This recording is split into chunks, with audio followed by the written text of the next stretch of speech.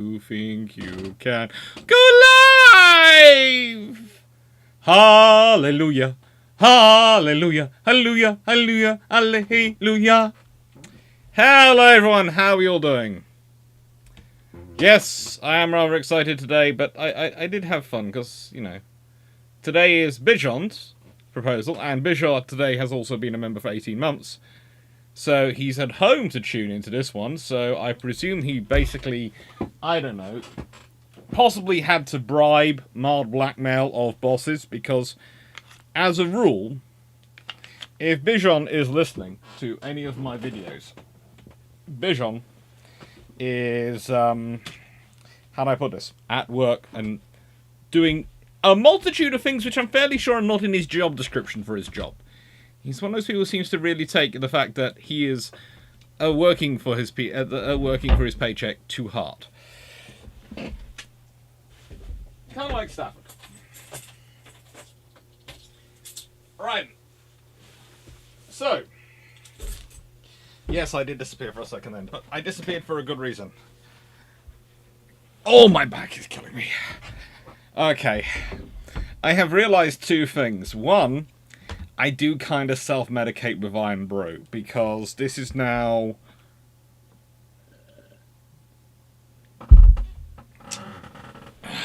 Well, I started on Monday. I used up my Iron Brew by Monday. And, yeah, I'm really looking forward to the Iron Brew today, because my back has been twinging like anything since I've stopped drinking Iron Brew. Well, I've been off it for a week. So, yes, first things first. I know I should be starting this, but let's be honest. First things first, the first Iron Brew I've had since Monday will be opened up. Ugh. I'm allowed 2 cans of this during a live. No more, no less. So, please note, if I did have a thing that I could ping up on the screen and go, can one, I would. So you all knew I was on my first can. Hello everyone, how are you all doing?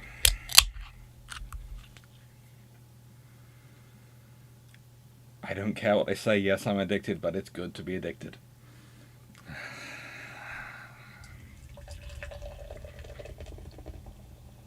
Thank you, Jack Ray. 10 memberships, thank you. How is everyone doing? Jack Ray, it's your birthday! Happy birthday! I didn't know. If I'd known, I'd have sent a happy birthday message earlier. Here's the kind of cruel thing. This can fills this up that much.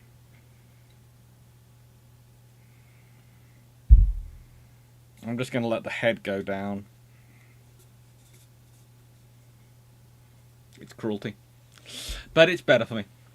So let's start off with saying hello to people. Hello Peter Dawson, hello John Shea, hello Steve Clarke. As with most Thursdays, I have to watch after the fact and not get to ask any questions live. However, I have a question, Alex, about the new port ship. Do you think it should be reconstructed? My blanket rule is always in favour of reconstructions. I do like them. Hello Tana Felka. Good evening. Hello Mark Harkness. Hello Seneca Nero. Seneca, I mean, after the unrivaled aircraft carrier that is Bern, how could France not go on all in on naval aviation and convert all its pre-dreadnoughts into carriers armed with Blackburn-based fighter bombers?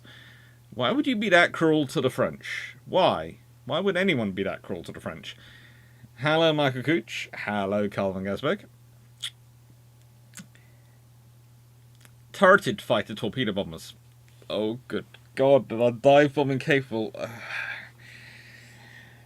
You're basically trying to design something that would torture things. Now, I would actually say, and honestly, French naval aviation does have some good points.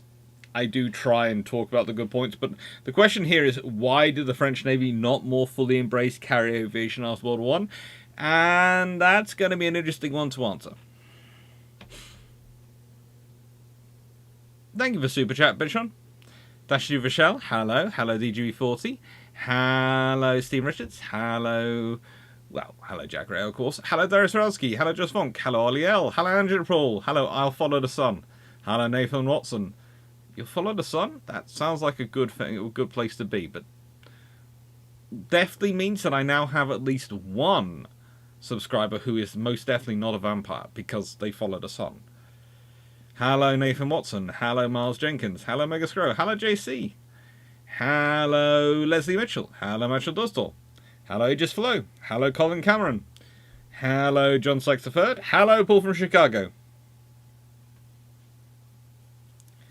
Reconstruction doesn't make Naval District MPs as happy as new boats. No, it doesn't, but at least it has some reconstruction. Hello, Bob Fry.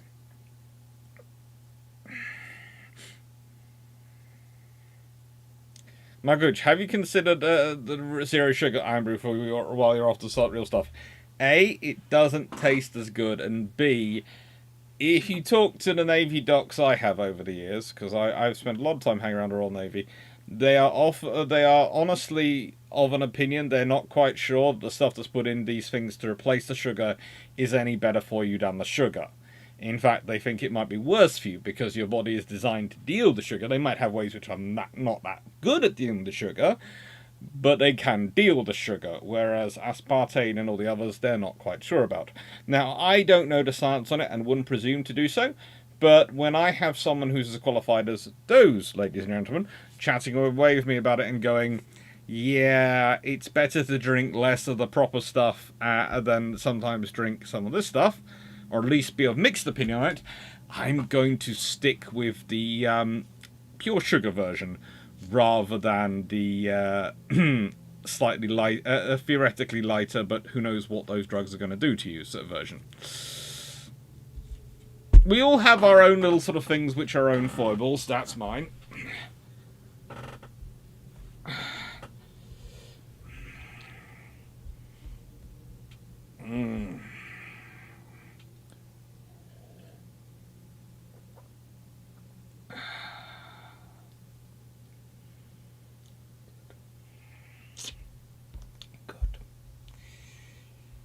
And this, of course, is the 1901 Iron Brew, for those who are wondering. It's the original variant. It comes in cans like this. You can usually tell them apart because they have the sort of goldish head. And very, very nice. And I have 12 cans, which should survive me 3 weeks.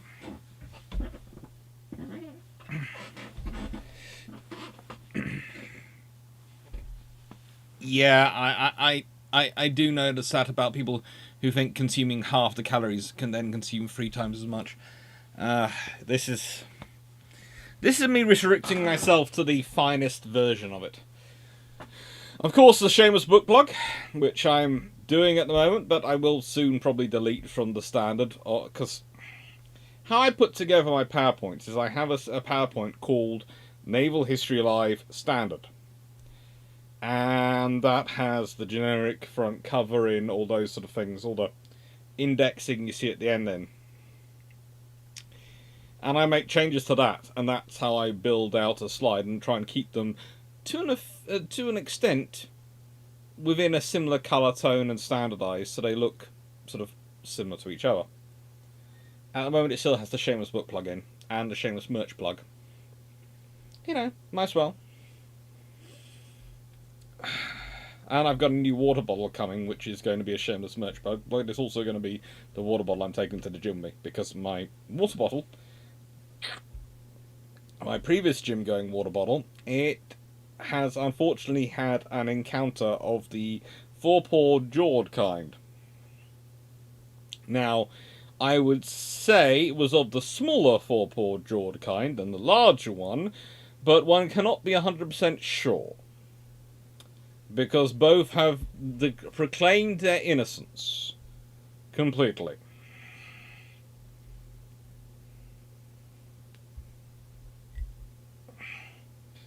More from Chicago. Taking medication means I need to drink Yorkshire Decaf, not Yorkshire Gold. Thoughts and prayers, please. Thoughts, prayers, and a few psalms sung in your honour as well, I think.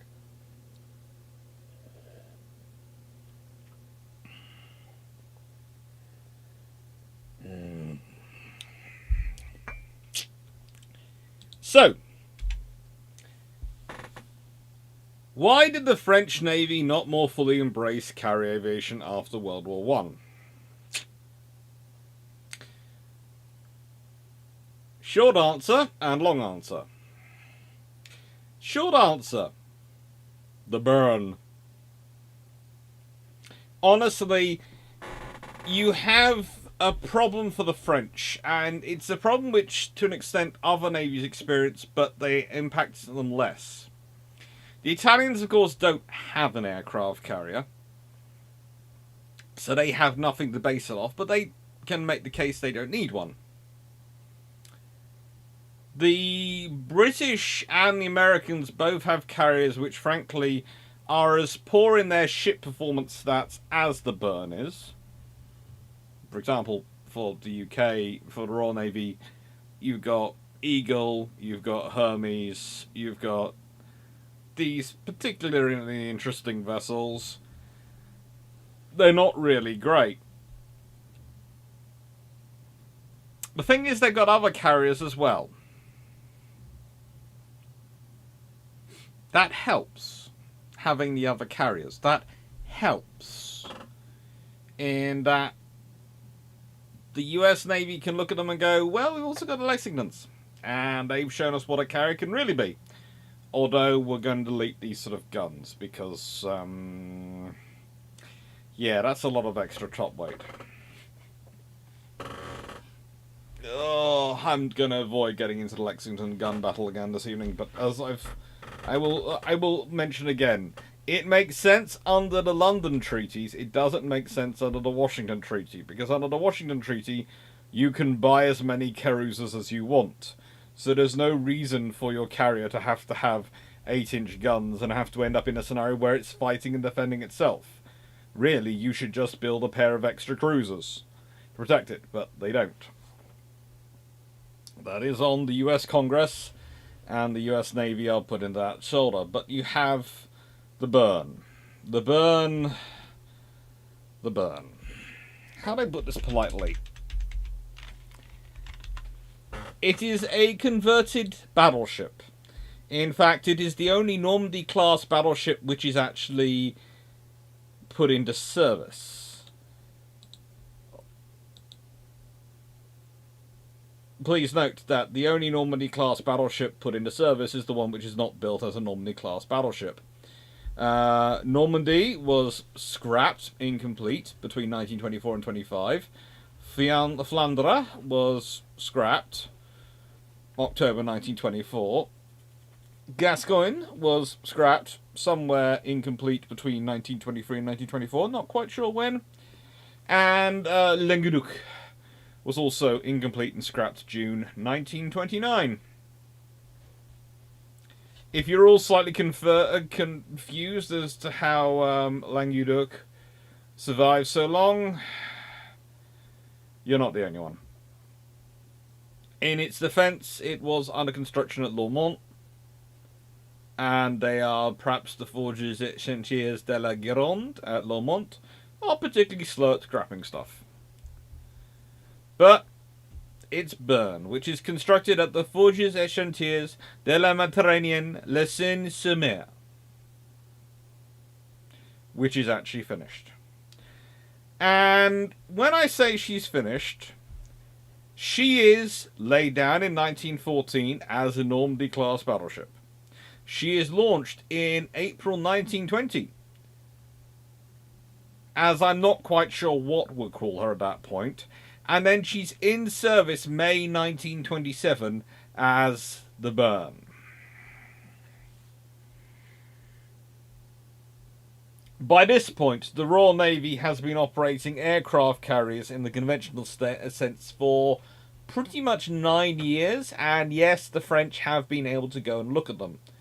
So, before anyone starts saying, well, the French didn't have any data to draw from in order to build anything better or make any better decisions, they did.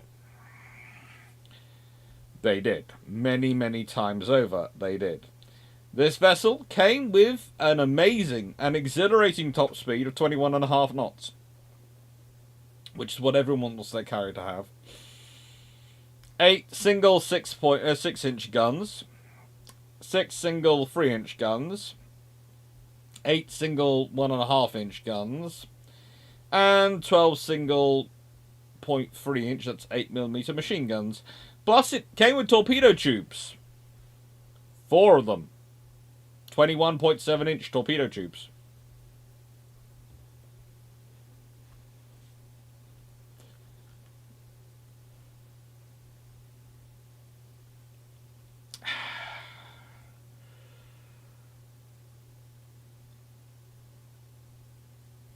Actually, it was designed with 6. And it's built with 4. And they are 2 on each broadside. So it was going to have 3 on each. So it's got fixed torpedo launchers on it.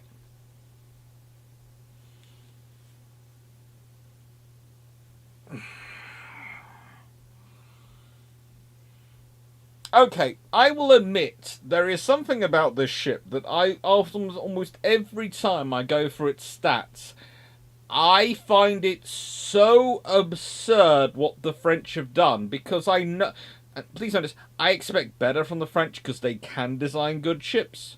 So when they design a bad ship, when they go completely off on one, I find it offensive to the ship. I sort of black out about what this ship is, what the problems are with this ship.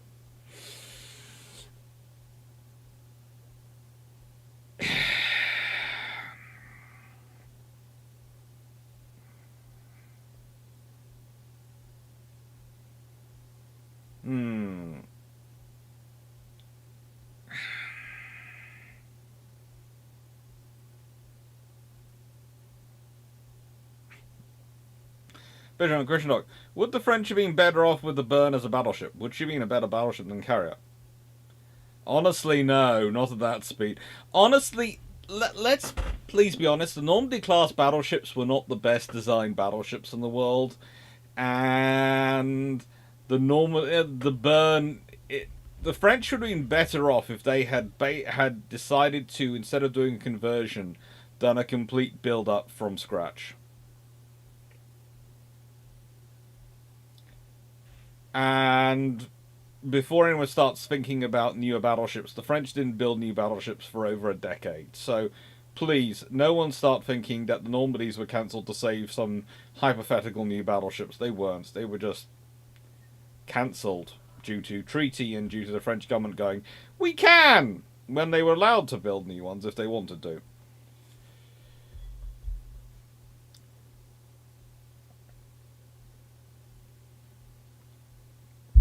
As for Burn, we'll get into its problems in a bit, but the fact is, it isn't really conceptualized at all. Now, the trouble is, there is also the long answer. World War I, the French government, change. The Maginot Line absorbs a lot of money. The naval treaties. The Burn itself, both a product of those answers and also the cause of some problems because of its restrictions it does bring about, and the reality of the French position.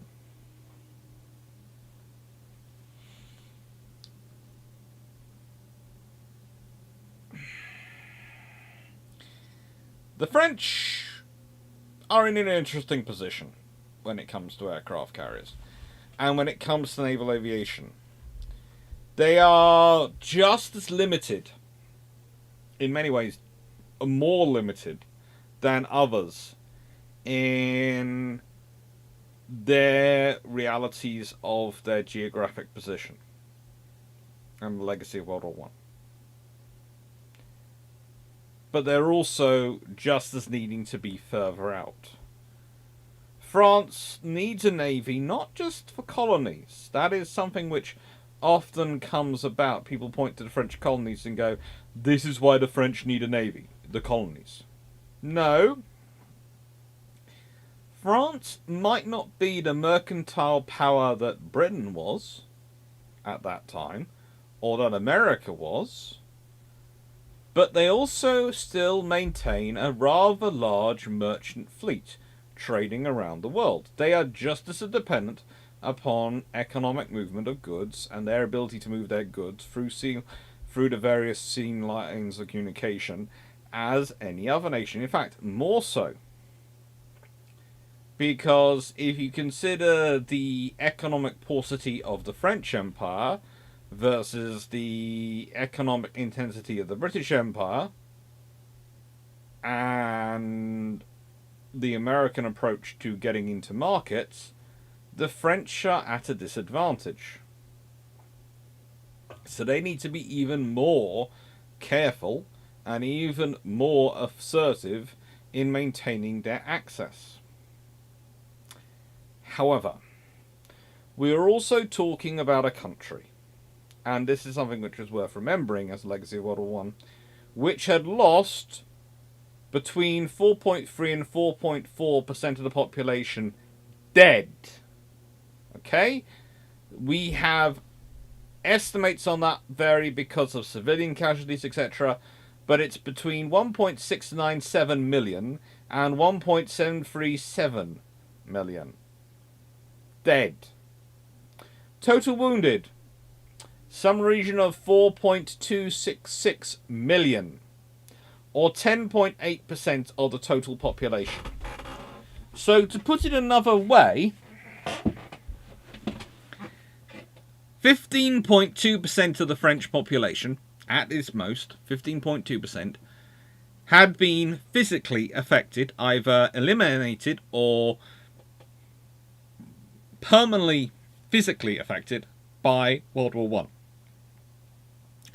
Now, estimates for those with some form of psychological trauma based on World War I vary. I have seen estimates going as high as 70% of the French population, which I can see the case they're making, but I think they're going for all forms of significant trauma or of trauma they could have gone through in the war. I think those with lasting psychological impact that could constitute a disability. Figures for that tend to come into around about another 15 to 30% of the total French population. So this has an impact on them. And as Mark Harkness pointed out, and that 15% comes majoritively, remember the civilian deaths, out of the most productive part of the population. It's a problem.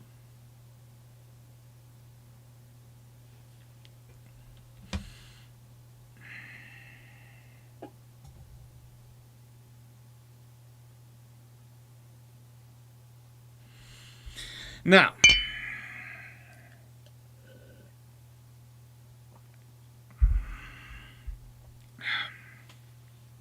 Harris, we're talking about just after World War I. French Assembly. Where was the Navy at Verdun? That actually wasn't asked because there were actually naval personnel who were, I think, sent to Verdun, as I remember it. But also, the Navy was doing other things.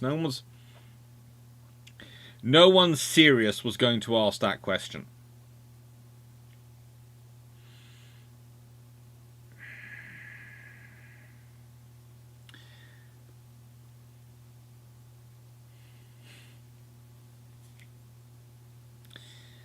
So, the French legacy of World War I is hugely destructive.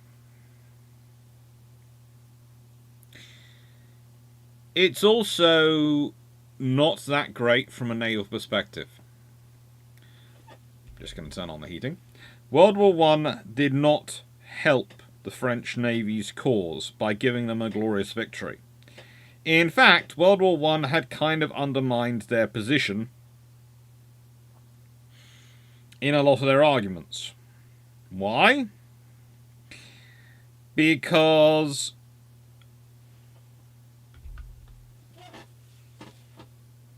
the whole case and the whole idea of the Juno-Cole, which the French Navy was still being built around largely when you got to World War I, was that you would use small flotilla forces to decisively cripple or take out attacking enemy heavy battle fleets, and would then use those forces, upon being used for that, would then free up your cruisers, etc., to go and do commerce raiding and strangle the enemy.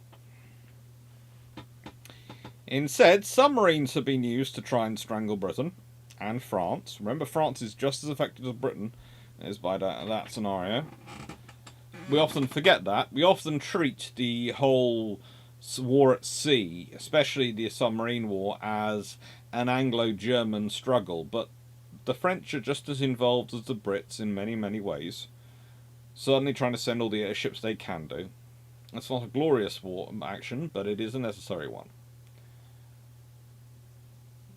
But the trouble is, for the French, there was Gallipoli, which they got involved in and didn't work out that great. There were several fights with the Austrians, which didn't work out that great. There was the chasing of the Goeben, which they were involved in, and didn't work out that great. And pretty much the French Navy has a long World War I of if you'd just been here a couple of hours before. So whereas the Royal Navy, whilst Jutland was Jutland in terms of the issues it created, the Royal Navy could point to many major battles which they'd fought. They could point to them all and go, look at what we did around the world. Look at what we did we died at Coronel. So when the army's sort of talking about the big battles they lost a lot of lives in, the Royal Navy can point to Coronel. They can even point to Jutland and go, we did our sacrificing as well, thank you. When it needed to fight, we fought. And if we'd lost, you'd have looked very, very silly. Army can't really argue that one, so it tends to change the debate in Britain. The French don't get there. The French don't manage to get there. And that's their problem. Because they do a lot of... Please don't get me the wrong way. They are perfectly willing to get there. They are trying their hardest to get there. But fate's, currents, life doesn't align that way.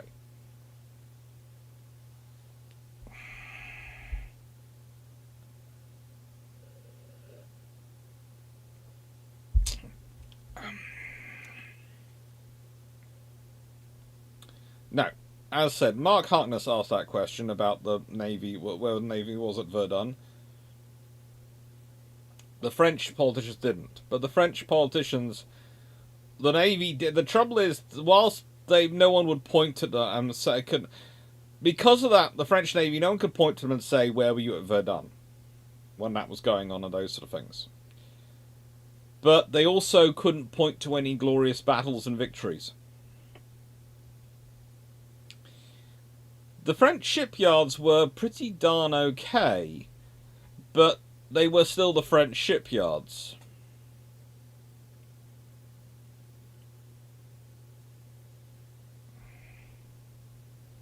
And that is a problem for France, because their shipyards are inefficient at the best of time, and when you keep changing your minds as to orders, it just makes them worse.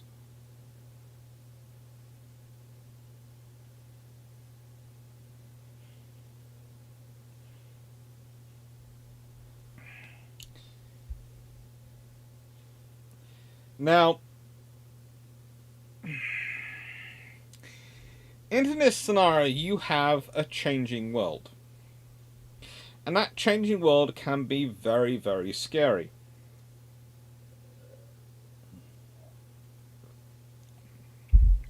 What do I mean by scary? Well, for France, Germany's been beaten. That's great.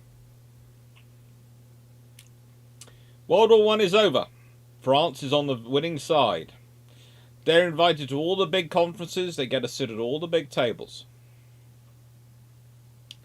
But France needs to rebuild. They've not just lost this population. They've lost the population which would come from this population.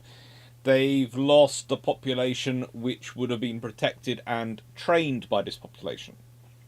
You see, if we're looking at it from a purely biological perspective, we look at it and we see the loss of people, and then we see the loss of potential offspring, and we work through that way. But it's not just that. Humans have something called institutional memory, but they also have something called cultural memory. Institutional memory is within an organization. Cultural memory is within a national group.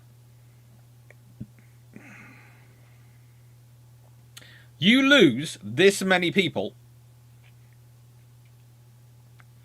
from the workplace, from normal society, from being able to be fully take part. Remember, a lot of the systems that we see today, we take for granted, as artificial limbs and all those things. They start their development during World War One and after World War One period. So there is a long time where these things are coming. Okay, these things do not magically appear; they take their time coming, and a lot of the technologies do not mature till after World War Two into something which is viable.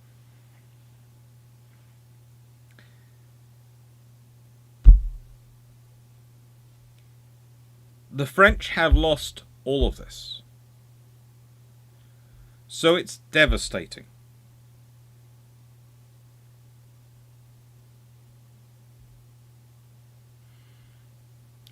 Now, then on top of that, we have the fact that France has this instability in its government. Now, I'm going to talk more about this, but I want to give you an example in contrast, okay? So you have a slightly different system in the UK. In France, you have 19 prime ministers from between January 1918 to December 1939. And some of them serve multiple terms. So their actual term they're in office, it can be shorter than that, because some of them do multiple terms. In Britain, in the same period, from January 1918 to December 1939, Britain has David Lloyd George, Bonar Law, Stanley Baldwin, Ramsay MacDonald. Stanley Baldwin comes back. Ramsay MacDonald comes back. Stanley Baldwin comes back. And then Naval Chamberlain. So you have 5 prime ministers in that same period in Britain who serve in 2, 4, 6, 8 terms. There are 8 terms. So there's roughly 8 different prime minister, different ministries, but only 5 people lead those terms. So some do multiple. Stanley Baldwin, I think, does about 3 of those 5 terms, of those 8 terms, and Ramsay MacDonald does 2. In other words, there is not a lot of consistency when it comes to the French in terms of their political leadership. And this makes it a problem. This makes it a big problem when it comes to government procurement. Because France isn't one of those nations suffering from corruption or those sort of things in the interwar period, but they are a nation which is suffering from a need to invest in projects and infrastructure and development. And all those things are long-term projects. And you will have a prime minister come in who has one platform, who has one belief, and they'll start off a program. And another one comes in and they might change the program or cancel it. And then another one will come in and they'll try and they might change it or cancel it. And another one might come in and change it or cancel it. And as you can see, then by the end of the time you get a program actually delivered, it will have gone through 5, 6 changes, and it will be complete Frankenstein of a program from what it was originally started out as. This means you don't really have a clear vision. If I give you the example, and I have it here, French Prime Ministers.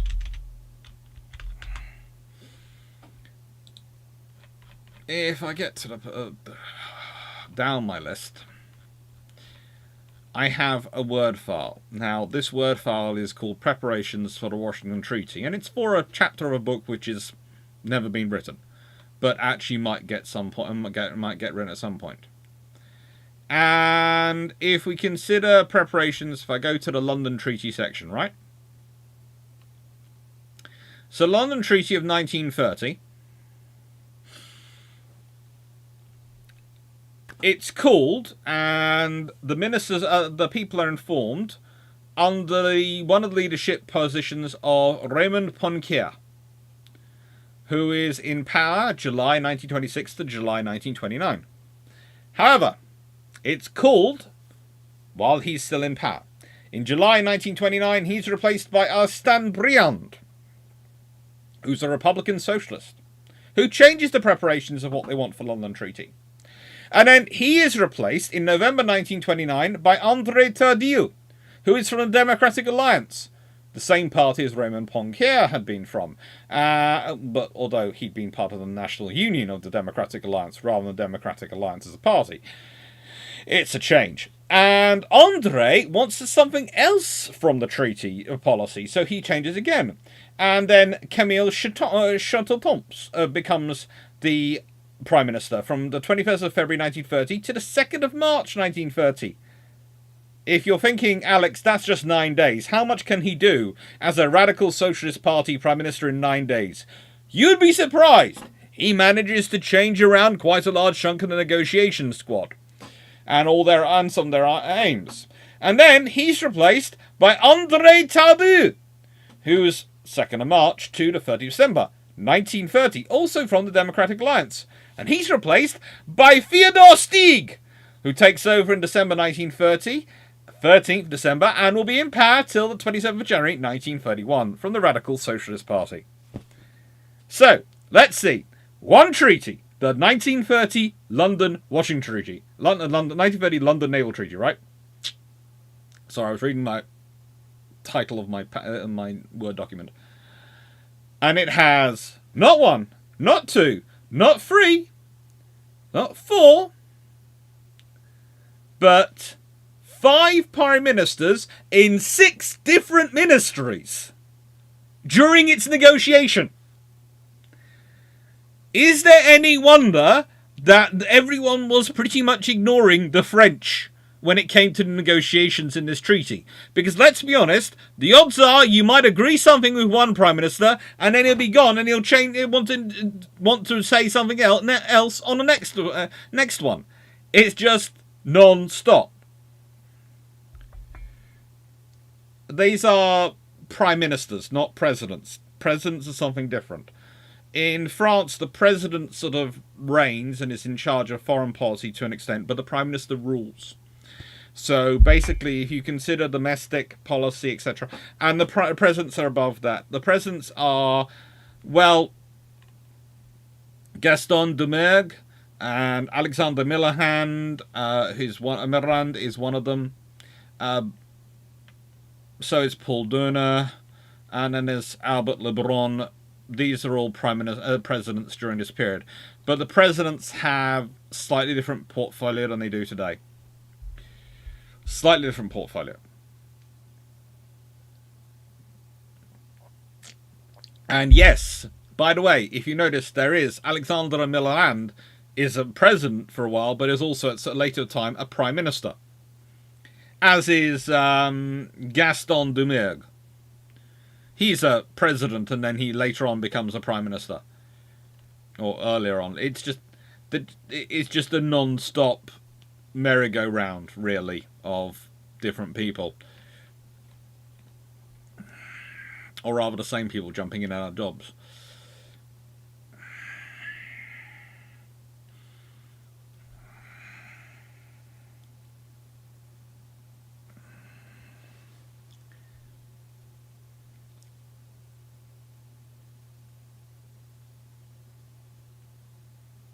Actually, Rochelle, what when France was an agricultural nation and some industry rather than an industrial nation? Yes and no. France was to an extent, an agricultural nation, but had lots of industry in disjointed areas. There was no real connection between that industry, which is one of the reasons why they worked so hard on their railways.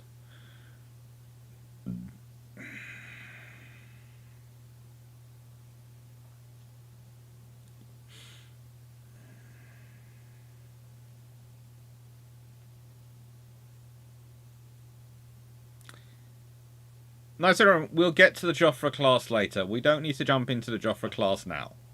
They are way down the list. We're still talking about the people who are in charge when they're building the burn. You know, the Joffre class come later.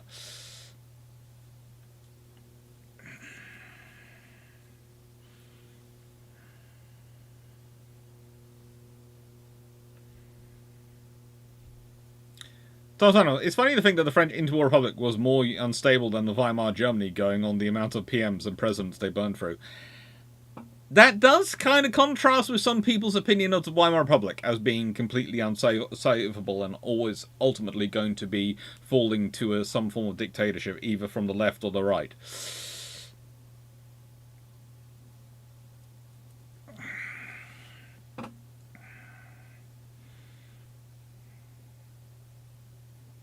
At least the switch of ministers made it difficult for Americans to read the French mail. It made it pointless to read the French mail, because if you consider, if a Prime Minister is going to last 9 days, they basically got off their first set of communiques and then they're gone. John South, the President didn't become a powerful figure until de Gaulle and the Fifth Republic. Before that, it was a very different role. It was very much a ceremonial role before that. It was limited in power to try and prevent another rise of Napoleon.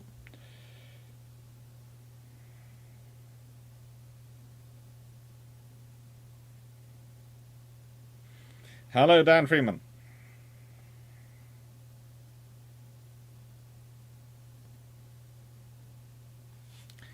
There was a joke in a Tom Clancy novel about the head of the KGB not being sure why he wasn't employing Christian ball gazers and tea leaf readers Sundays.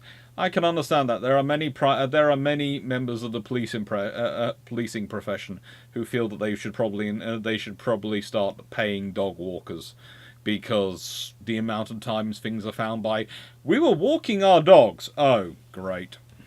I have a few friends who are policemen, and they do not like the number of times they get a tip which basically starts off as, we were walking our dogs. And they're going, oh great. A, this means this is somewhere out in the middle of nowhere because you were walking your dogs there. And B, this means this is probably not good, because it means it probably was spotted by the dog, not the human, which meant it smelt rank.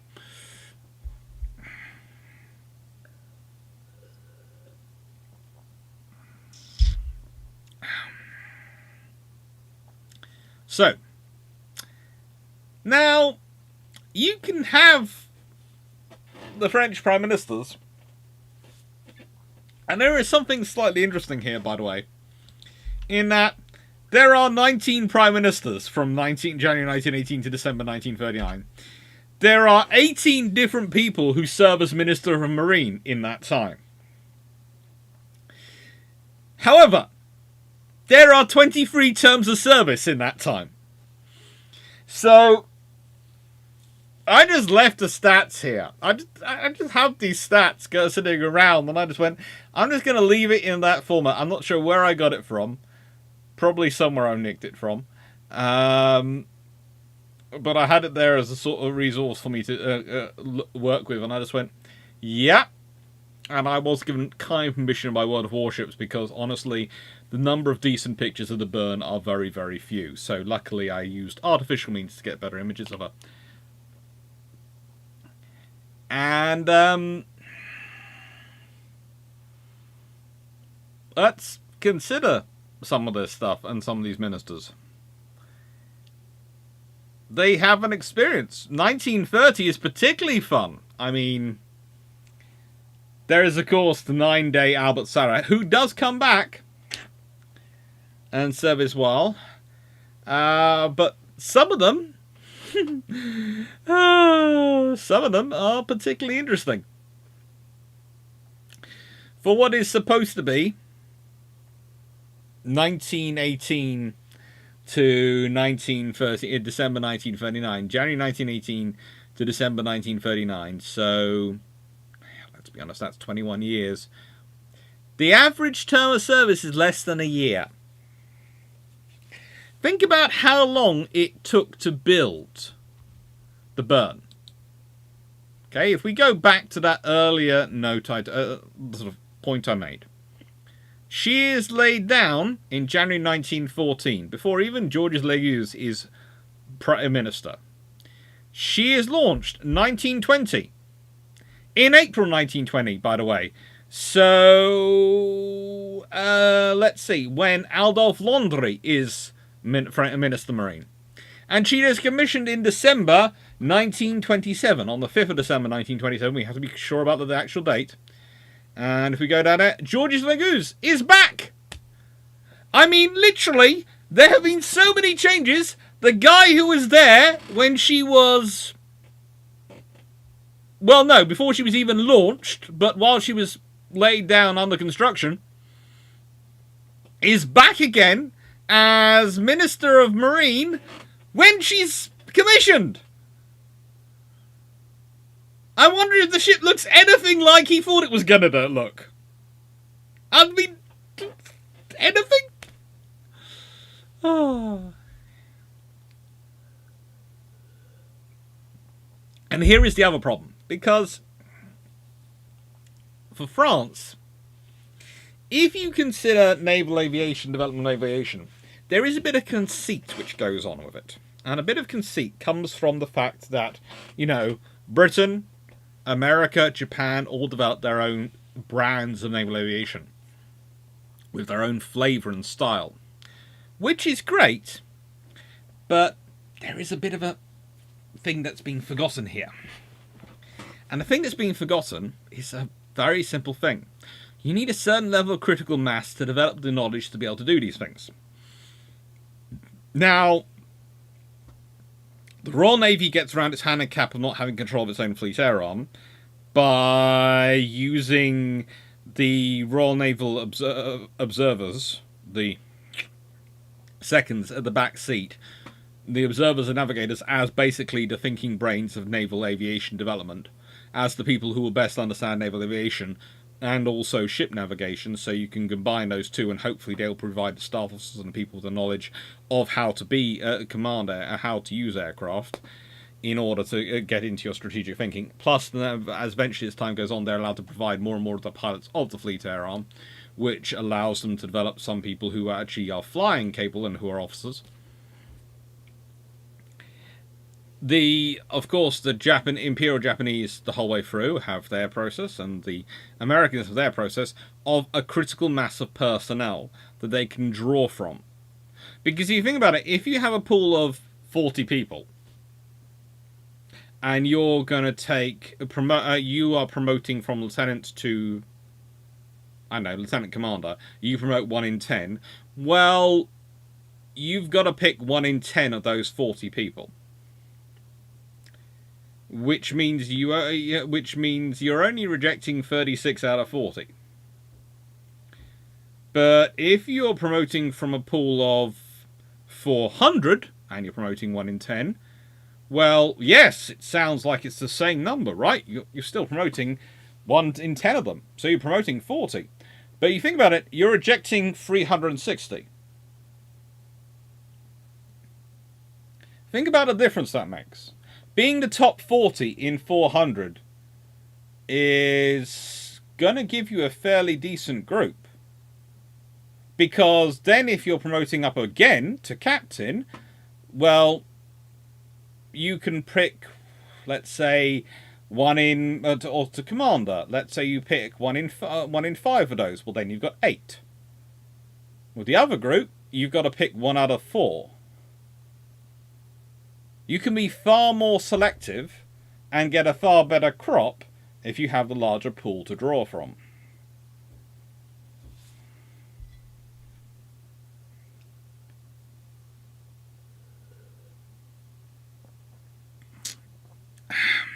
Hello, Richard Orter.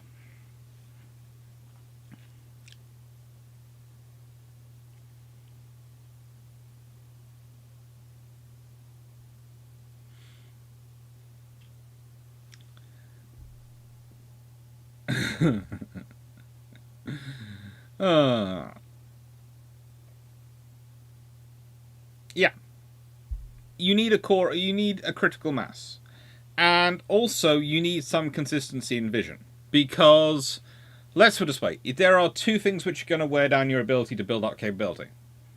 If you keep changing what you want from that capability, and if you don't have the number of personnel to develop a coherent argument for what you should have. Does Byrne look very, very top-heavy? I'm not going to get into all the specific issues with Byrne, but let's put it this way. I honestly think that we can all thank the French for doing one thing with Byrne, in that they managed to impress the Germans enough that they used her as their basis of idea to develop the Graf Zeppelin.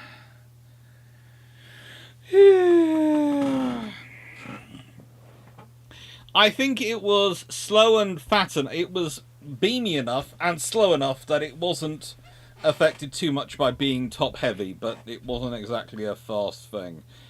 It did weigh nearly 29,000 tons in deep load. 22,501 tons in standard load.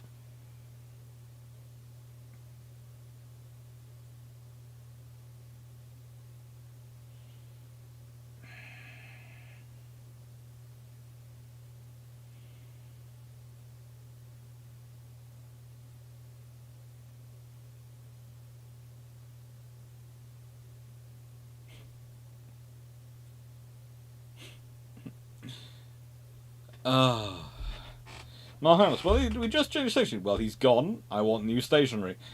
Yeah, you just... Imagine this. How long were the terms of office and what eliminated them? You needed the confidence of the Parliament. So if you didn't have command the confidence of Parliament, you lost. And most of the governments were coalition governments, okay? To be honest. Or minority governments of some kind.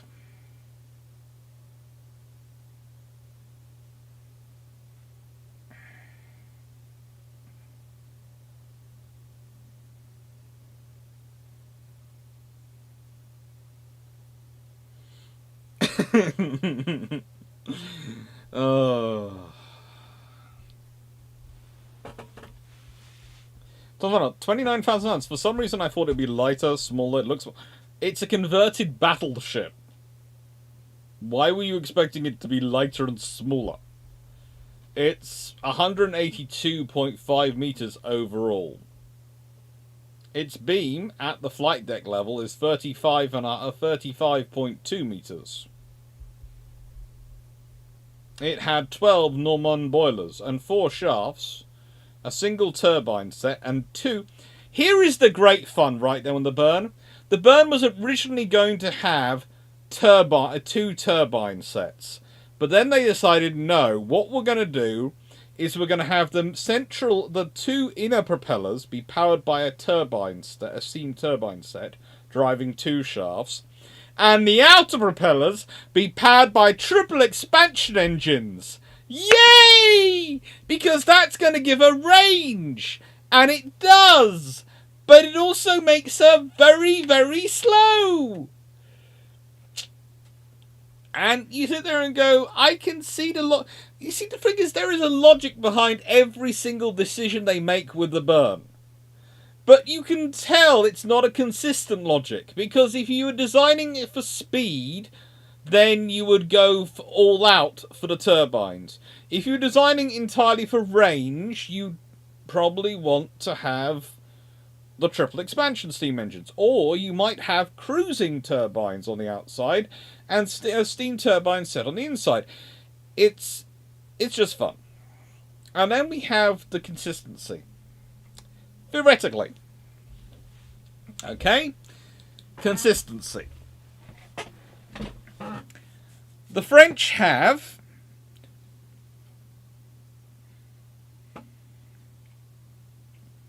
seven chiefs of naval staff in this period. They cover 8 terms. Okay?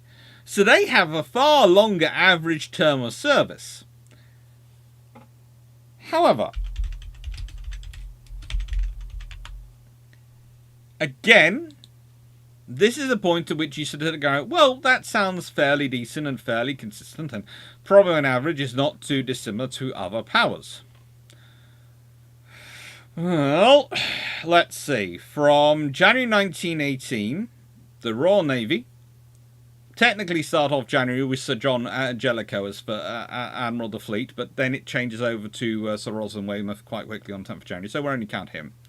So you have Rosalind, then you have Beatty, then you have Sir Charles Madden, then you have Sir Frederick Field, and then you have Chatfield, then you have Blackhouse, who unfortunately dies, and then you have Sir Dudley Pound. So you have 7. And the French have 2, 4, 6, 7 over 8 terms. Again, it's just a little bit more change going on. Just a little bit more. And you might also notice that these are all Vice Admiral, Vice Admiral, Vice Admiral, Vice Admiral, Vice Admiral, Vice Admiral, Vice Admiral. There is something going on here, whereas if you consider the Royal Navy's ones, they're all Admiral of the Fleet, Admiral of the Fleet, Admiral of the Fleet, Admiral of the Fleet, Admiral of the Fleet, Admiral of the Fleet, and just for a change, guess what? Admiral of the Fleet. There is a difference here. In terms of seniority of officer being chosen, in terms of political weight of that officer being chosen, and ability of that officer to argue back with politicians, the British ones are far more likely to be heavyweights. If you're considering an Admiral of the Fleet, if we consider Sir Roger Blackhouse, he is 60 years old when he dies. He has served in the Royal Navy from 1892. That means he has, well, let's be honest, 46 years of, 47 years of service. He knows what he's doing backwards and forwards. The French officers are also very experienced, but the French officers are also kind of undermined by their own government because they're not always the most experienced officers available, and sometimes they'll be the chief of staff or the commander in chief of the French Navy, and there'll be actually more senior officers than them out at post, admirals, who they are supposed to try and tell what to do. You can see how that can cause problems.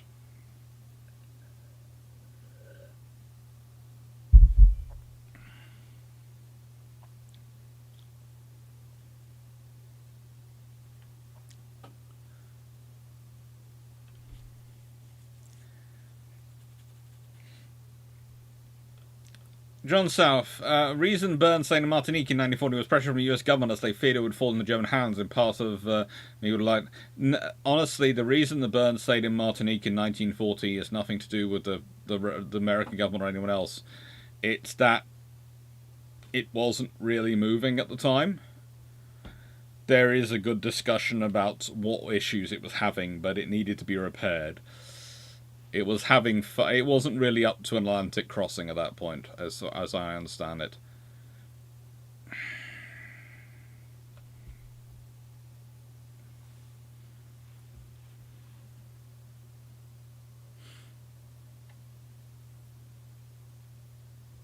Zachary Gordon, I mean, trust the French to make an overly complicated system that's trying to do everything and somehow manage to make it make sense for some reason, also, but not to work. Jackery, why didn't the French just use a large civilian ship to establish a training carrier that is not meant for war in order to figure out the basics? Because the French had this battleship to convert. The British were doing a conversion, the Americans were doing a conversion, the Japanese were going to do a conversion. So the French needed to do a conversion. But the trouble is, the French limit, as we'll get into in treaty terms, is not that great.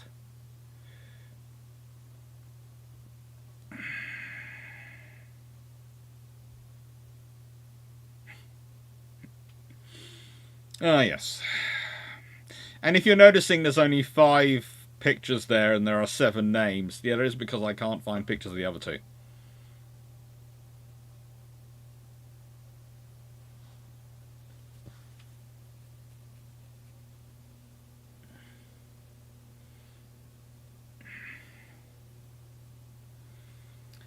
Kenry, don't see. If the French Navy had joined the Allies in 1940. Do you think they would have gotten any CVs from US via Lend-Lease? Maybe for the US and the Far East, Ranger or CVs or an Independence class later on? They'd probably gotten them from the British. And there's a reason for that. This is going to sound strange, but again, the reason they're likely to get them from the British is because the Americans are building enough and can actually crew all theirs, whereas the British can actually build more than they can crew.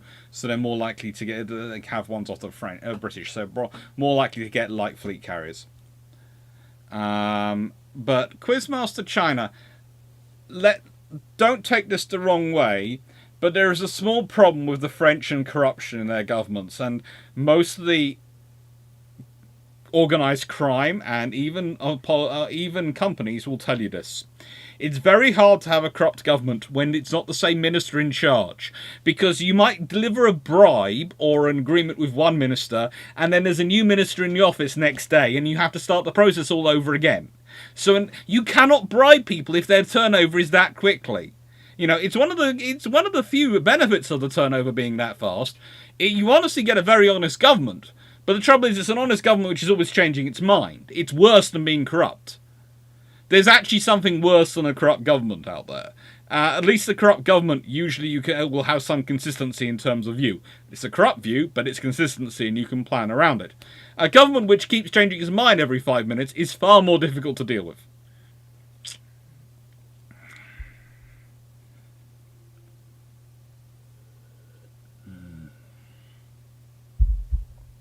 What problems did the burn have?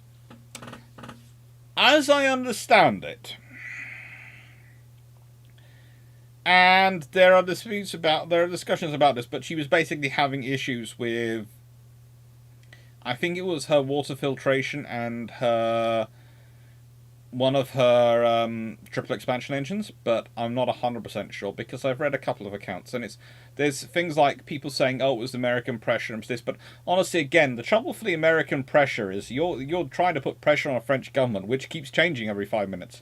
A minister might agree with you, but then they might not be minister in 5 minutes later. So, you know, this is a problem. This is a similar problem to as the British had with the French government in the beginning of World War II. Things kept changing. And you can't plan around, and that can't effectively actually coordinate and control its assets.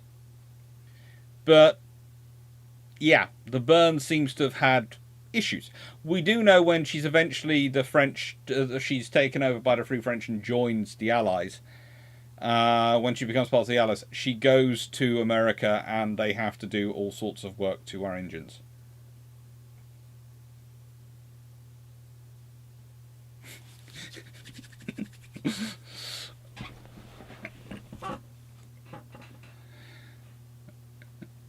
You see, the thing is, it's not corruption when it's not done for corruption. It's done because, oh no, but we want range, so we want the triple expansion engines, because they are the most efficient of the engines you can build at the time, because turbines are still relatively new, whereas triple expansion engines are very much proven technology. It's kind of like today when we're talking about electric motors in cars versus internal combustion. The internal combustion is massively more efficient in terms of our ability to build it and reliability. But we are getting better and better results with the electric engine, with the electric motors. We just don't have the experience of them yet.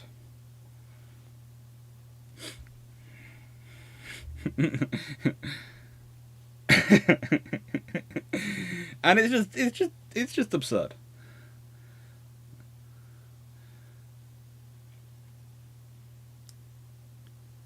Now, so the Germans would have been so desperate to want burn, and if the Germans take, she'll be sent to the bottom permanently in short order by the Royal Navy. Yes, but also, let's be honest, the Royal Navy might... This is going to sound strange, but if I was the Royal Navy, I'd go, that thing can do 21.5 knots. We will let the Germans get that shit into their task groups, because you imagine the fate of Bismarck if when she'd come out for the Battle of Denmark Straits, if she'd been limited to a top speed of 21.5 knots. I mean, the Royal Navy would have had a field day. They would have been bringing our class out to engage her. Oh, you can only go 21.5 knots? Hello, meet the entire Royal Navy. We've all managed to get here on time to meet you because you go so slow. We've been shadowing you for the last 6 days. It's taking you this long to reach us. Hello. It's just... The burn would have been a great thing to put round the German neck. So they decided to save money by having a single turbine to power 2 shafts instead of 2 turbines, and a triple expansion engines on the outboard shafts, saving in money and the ship from being useful. Theoretically, it gives you. You have to remember the advantage for the burn in that extent. It does give it a range of 6,500 nautical miles at 10 knots, which is entirely thanks to the triple expansion engines. And let's be honest, compared to that well-known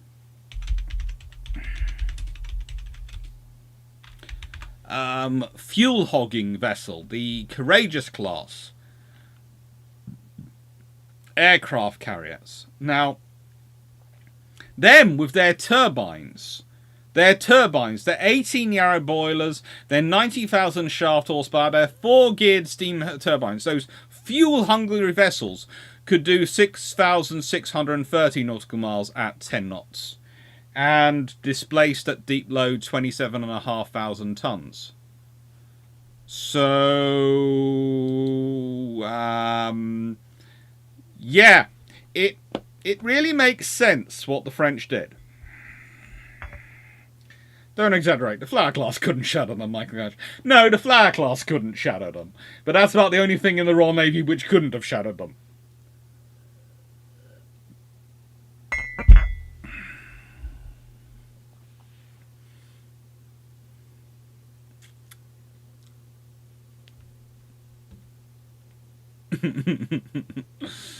Uh-huh.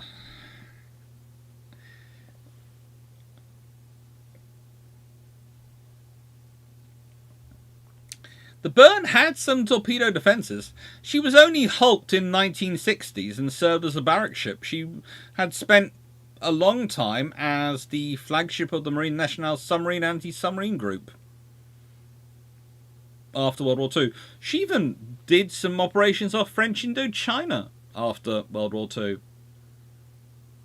The Burns last longer in service than some of the actual fleet carriers from World War II. Mainly because, honestly, she hadn't been used as much.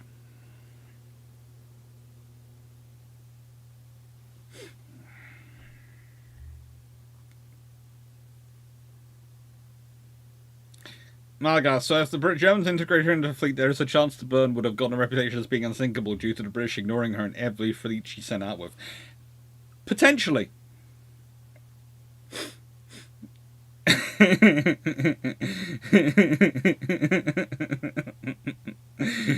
Oh.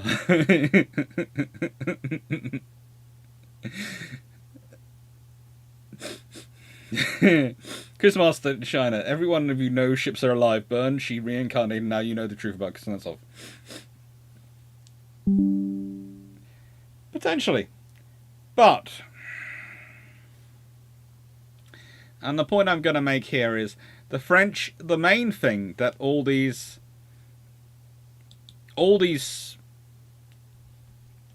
the issues for these governments are, in defense terms, there is one really big thing in town, and that's the Maginot Line, and that is what they're focusing on.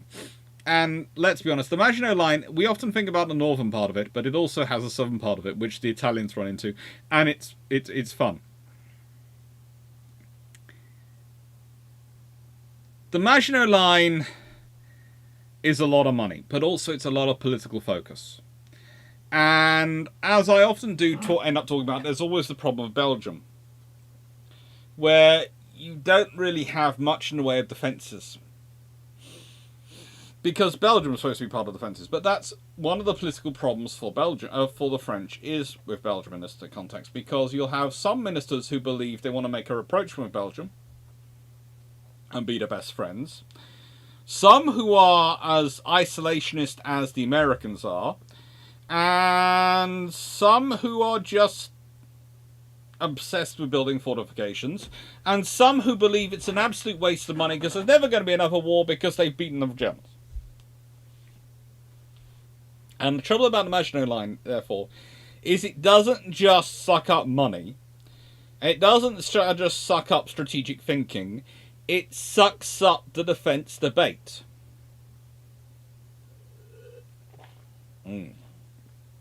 If your debate is all about the Maginot Line, then you don't have much else going on.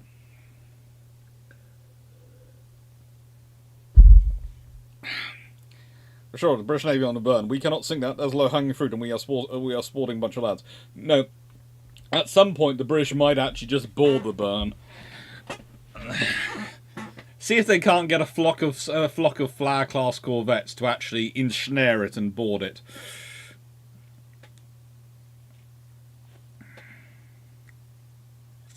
Zacharian, it's having a great start of the war by failing to get past a single fortified part of that line. Well, you know, life could be worse.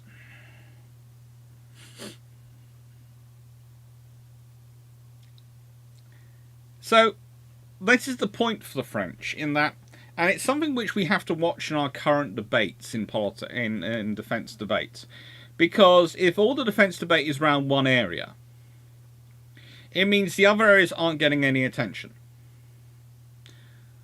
And that can cause you a problem. Because defence and strategic planning and actual fighting of wars rarely comes down to one area.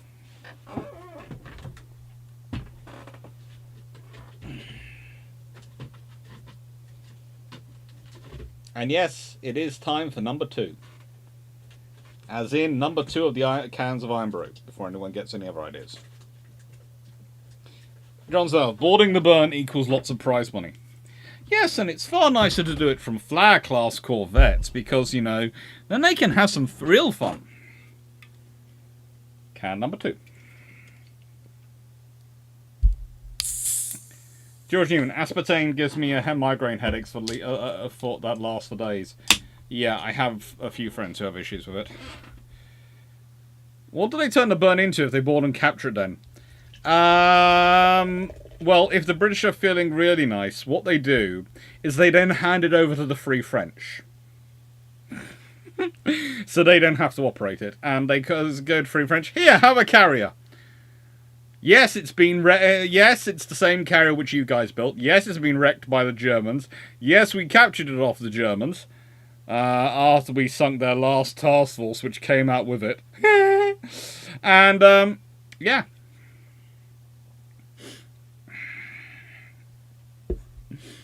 Have some fun.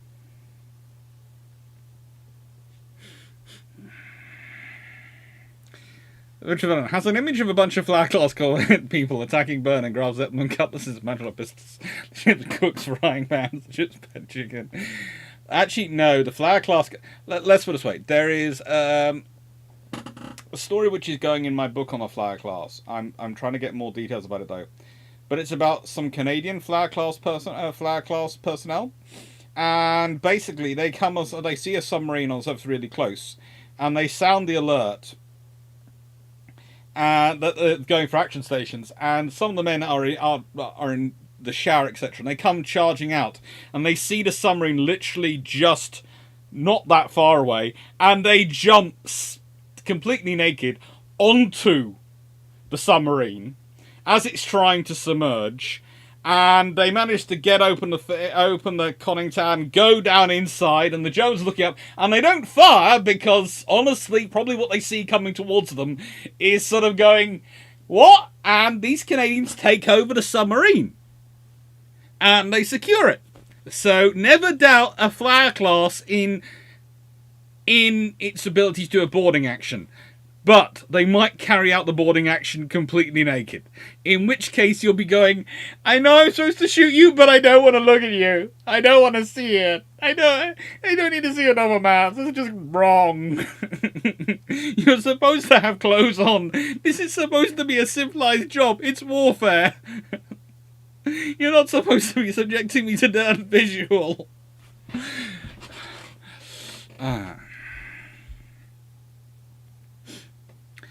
Vision, what if Calais had been protected by Maginot Line fortifications including big guns? Would that have helped in 1940? Yeah.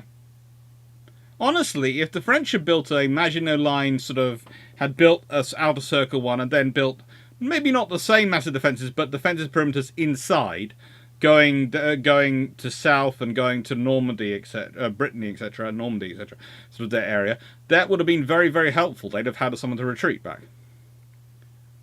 I think it was a Type 7, I seem to remember. It's a whole story which I'm looking into, because I was told it when I was first in Canada that I found a book which had a little bit of detail about it, and now I'm looking up for more information to try and put it together and actually have reference sources that I can use to put it in the book myself. So, then we get to the French allocation under Washington. Mr. Vanguard, the point of the story, the Canadians do boarding actions.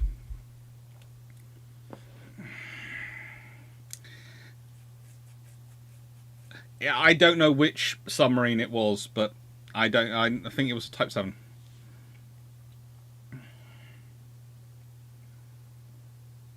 Picardy. It's the area Maginot would have had to be extended northward to. Yeah.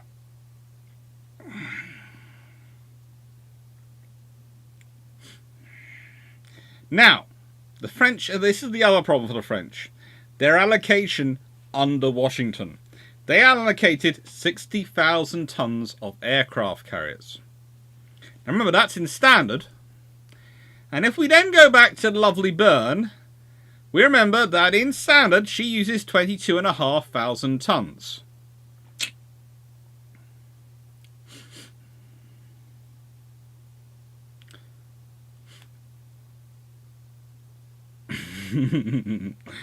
And 22,500 tons leaves only 37,500 tons for any other carrier which comes after, or carriers.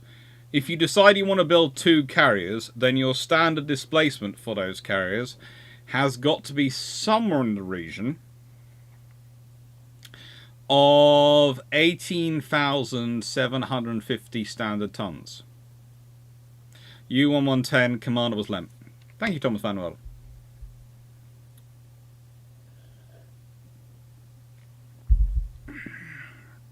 As said, I am putting that together. It's one of the many stories from the Flare class which is going to be added in. But I just, it's a good story to have in a book. I'm probably going to have to make the book not PG-13 rated, or PG-13 rated or something.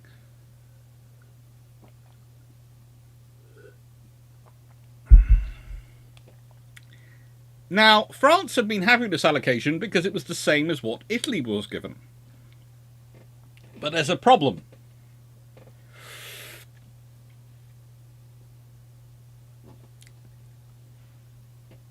The problem is, Italy only has to worry about the Mediterranean. Yes, they do have some territories on the east coast of Africa. Yes, they do have some relationships outside the rest of the world. But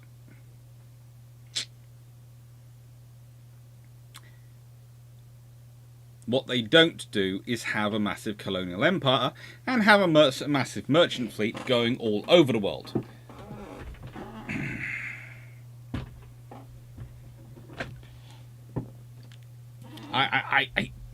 Dan Freeman, the idea that at this point I don't think the French were worried about the British going for upgrade of employment.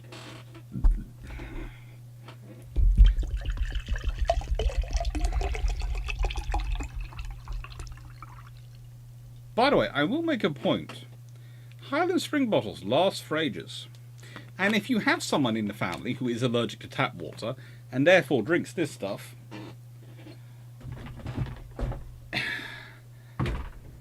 then you will always have a ready supply of water bottles you can stick in your fridge, so you can have water all day without having to go running around for it.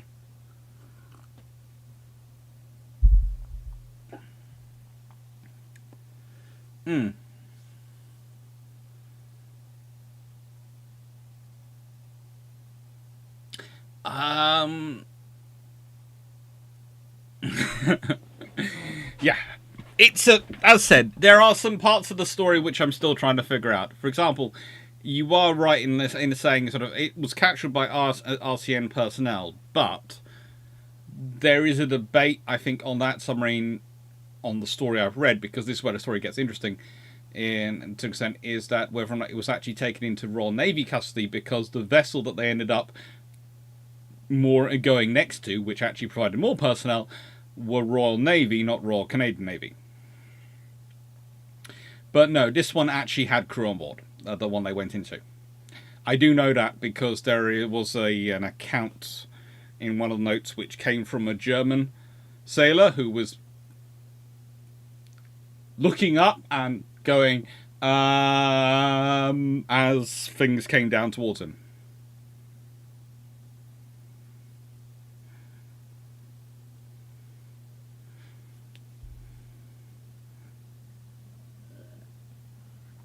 But that is very much off the topic for French carrier interwar naval aviation.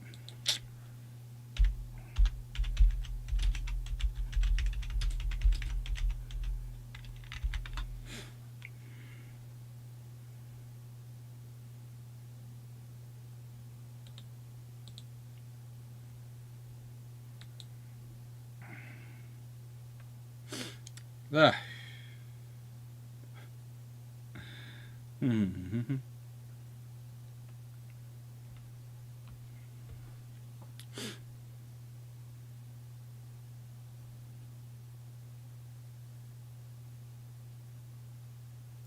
Anyway, so the French don't get that much in terms of tonnage. Certainly not enough.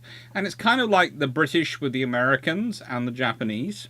The Americans and the Japanese can afford to concentrate their naval aviation. The British would like to concentrate their naval aviation. It's how they practice it in in the interwar years. They do practice quite heavily the idea of concentrating their air power and using it as such. And then when war comes, they're spread all over the place. It's the same for the French. They're going to be spread all over the place. Ideally, they probably were thinking 20,000 standard ton carriers. But those have been quite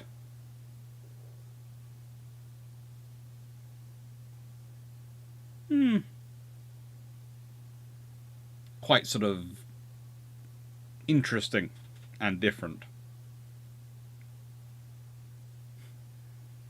But if you're making a book on the Flower class, I have pictures from the time HMS Meostutis that I'd be happy for you to use. I will probably be asking for those. So, the trouble is, then comes the French allocation under 1930. And the London 1930. And I've just explained earlier how bad it was for the French in the run-up to London 1930. Shall we all consider the fact that the Dunkirks are frigging amazing, that they actually produced this ship when you consider what is going on in their government at this time? The fact that these vessels are built at all is frigging amazing. It really is. That's good. That's so good. And these ships are capable. They really are. But I would argue that if you were a sensible navy building in the 1930s, they are one half of a task force. Because they should be built along with a fast aircraft carrier with each one. Because if you are really sort of considering them as Deutschland hunters, or to counter the Littorios, etc., and be able to operate in range of Italian air bases in the Mediterranean, which are a realistic problem, then ultimately they need to have organic air power with them. But the trouble is, the French aren't even really thinking about that. They have their search aircraft. They have high speed. They have a range of weaponry and some decent AA weapons. And yet, the French fleet, in terms of its carrier, is still equipped with probably the slowest aircraft carrier of any nation in the world at this point. I'm trying to think of a nation which has a carrier which is slower than 21.5 knots. in service. HMS Argus is possibly the one best for the best place to be below, and her top speed was 20 knots, so yes, she is it. But if you think about it, Argus is not by 1930 considered one of the main fleet air carriers of the Royal Navy. In fact, she's one of the ones down, really down low down the list.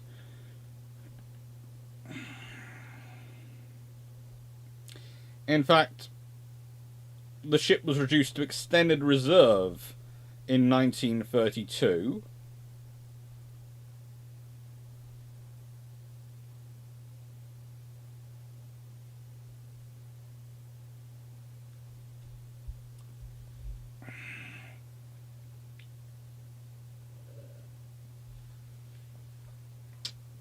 And was classified as a target airplane carrier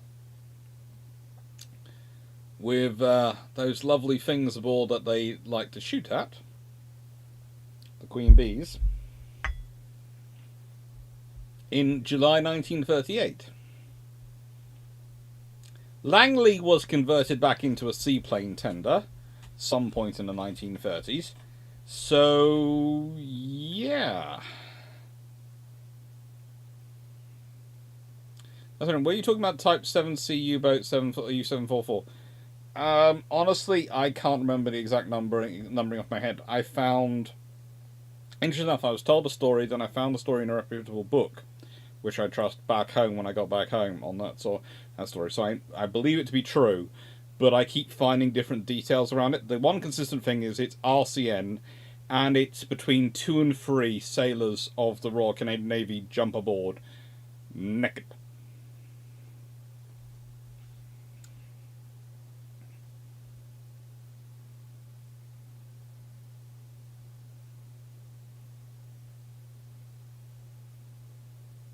Now, the other interesting thing is you could honestly taken, if you considered the French and their policies, you could have taken something, the basic engine power plant plan, and to extent the hull design, from a Dunkirk, and built a fairly decent carrier on top of it. And probably got it in the weight limit, if you think about it, because the Dunkirk class, as beautiful as they are,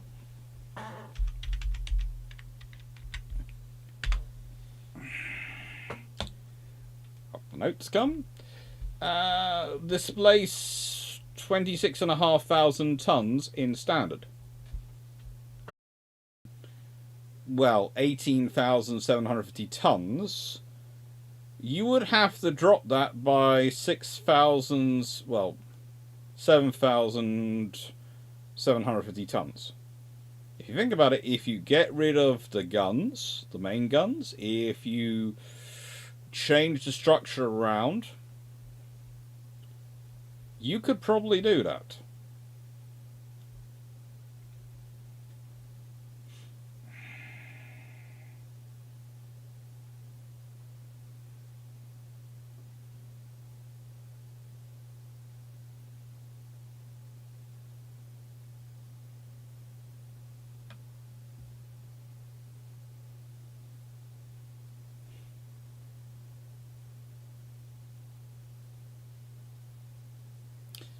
Pedron, USS Wolverine was 19 knots, but she also had paddle wheels, and also she is a World War II conversion. She's not around the 1930s. Hi, Richards.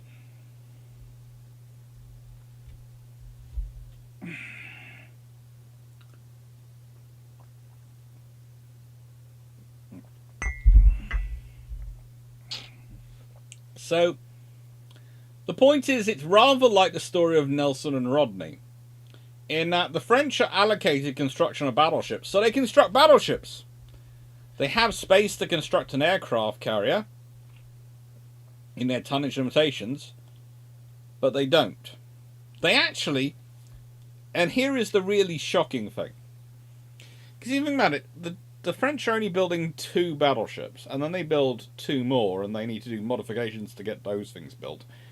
But they have enough yards, they could be building more big ships at a time than they're building. if we go back to that list from the Normandy class, right?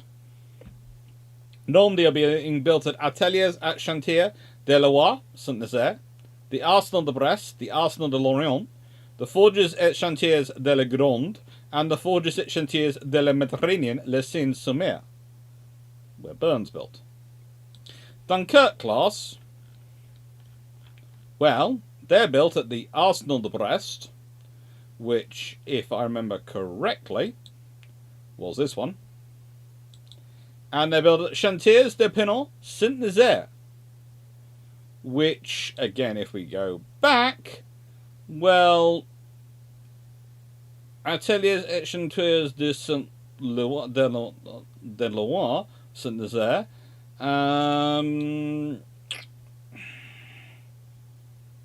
Well, they're being built at a different of the Saint-Nazaire shipyard, so they're being built at another yard, which wasn't on the Normandy list. So you theoretically have about 4 yards sitting around which have facilities large enough to build a ship big enough to be an aircraft carrier, and probably big enough to deal with a Dunkirk-sized vessel. So the French could have turned around and could have built those 2 aircraft carriers. And when we go on and go, well, there are certain rules which go around which allow things which are launched before a certain point to be considered experimental carriers, Bern technically could be considered an experimental carrier, so you can technically get away with it. And honestly, the British probably wouldn't mind the French doing so.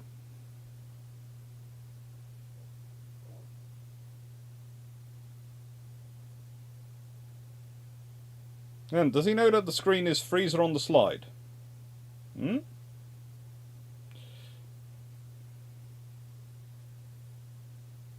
Usually I leave, yeah. Yeah. The slide should be there and should be visible. Yeah. That's, I keep the slides up there so people can know what I'm talking about. Don't worry, Gilham.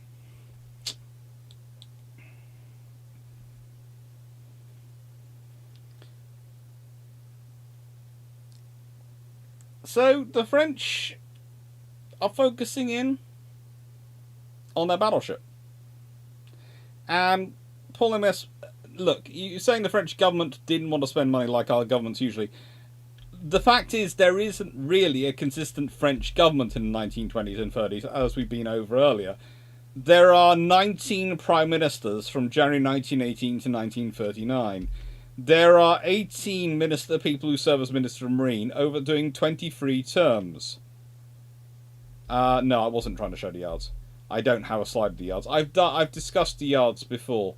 There are other basically, I've gone through all the French yards. If you go back to the cruisers at the beginning of the French cruisers, which I did at the beginning of 2022, I did a video, and each of the cruisers videos comes as part of the cruiser class. There's also there's a whole discussion of some of the yards that were built in.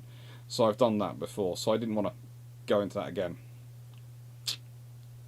The whole defence debate is concentrated around the Maginot Line, and there just isn't a stable government in power to really think these things through when it comes to defence.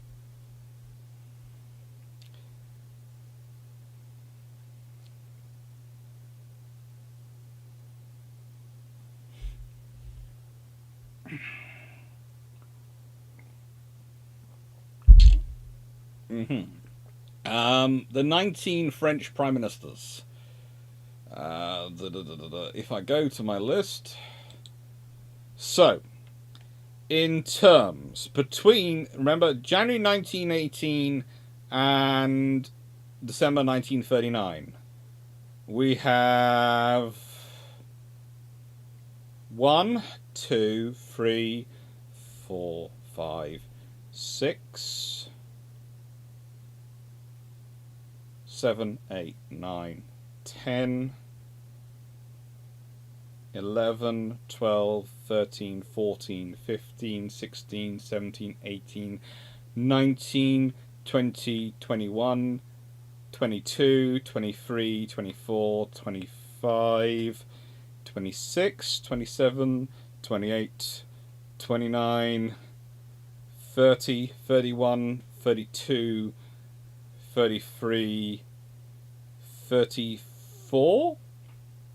So you have 19 prime ministers across 34 terms in the space of 21 years.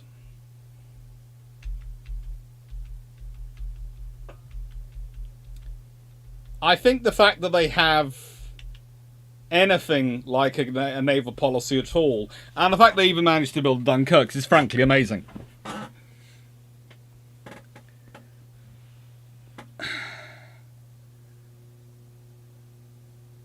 No worries, Paul Amos.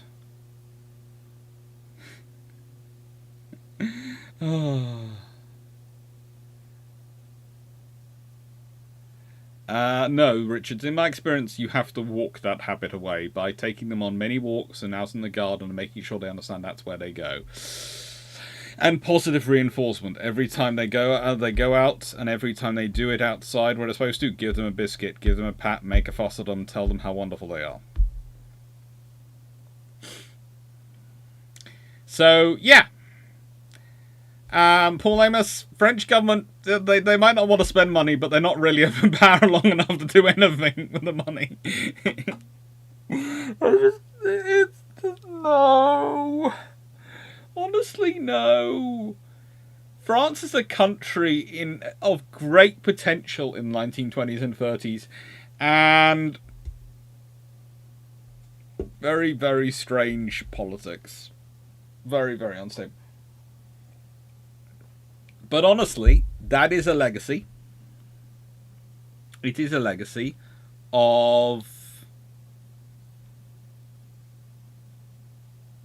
And for the first time since I've been using this computer, XSplit has just restarted, so I presume you've all had a Circle of Doom for a second.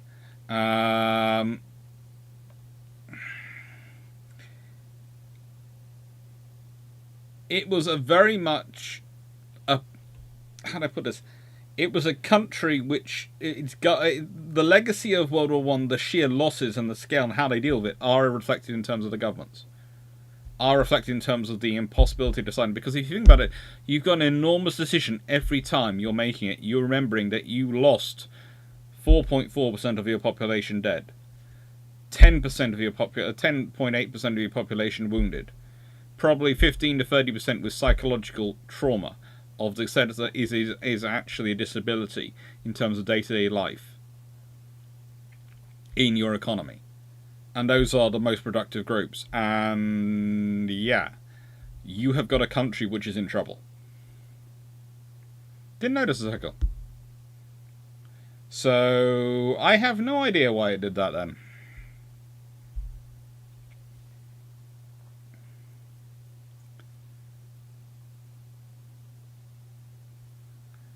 Johnson, at 330 meters long, 31 meters wide, and 30 knots at 80,000 tons, I'd kill for a conversion of the SS Normandy. Always fun, John South.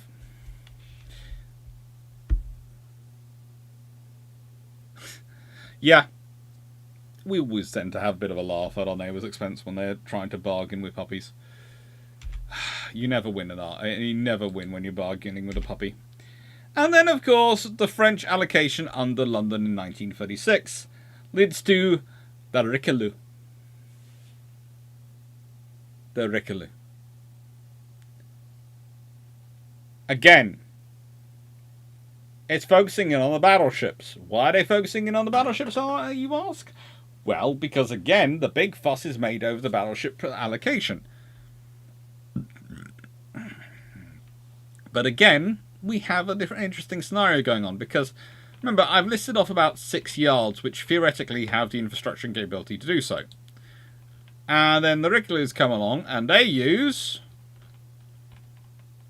Arsenal de Brest, Chantiers de Penau Saint-Nazaire.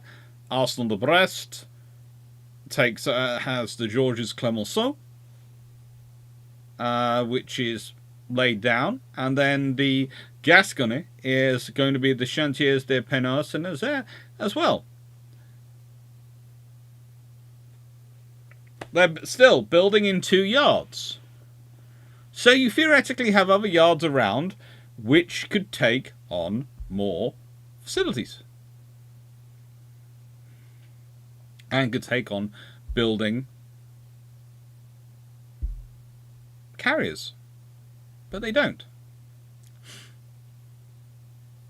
Waste potential need between not building 2 Dunkirks as carriers and 5 or 6 more as battleships with 615-inch guns.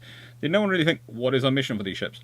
Well, you have a limitation on the treaty tonnage. You do have a limitation on the treaty tonnage, which is going to stop you building 5 or 6 more.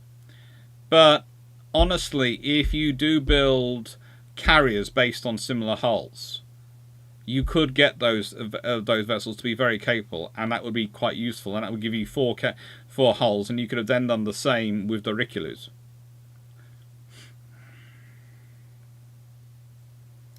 Not to mention, most of your best farmland is unusual because of all the high explosive that's been put down in the area and the unexploded munitions. Yeah, that does have a big impact on the French and the French economy. France didn't need more shipyards. They needed to use the shipyards they had properly and invest in them. Did the other yards still have the skill set after World War I? Yes, they did. The fact is that, well, as much as any French yard had the skill set, they did. They certainly, if you consider the way they spread out their cruiser construction, you definitely have 4 or 5 yards you could be building from.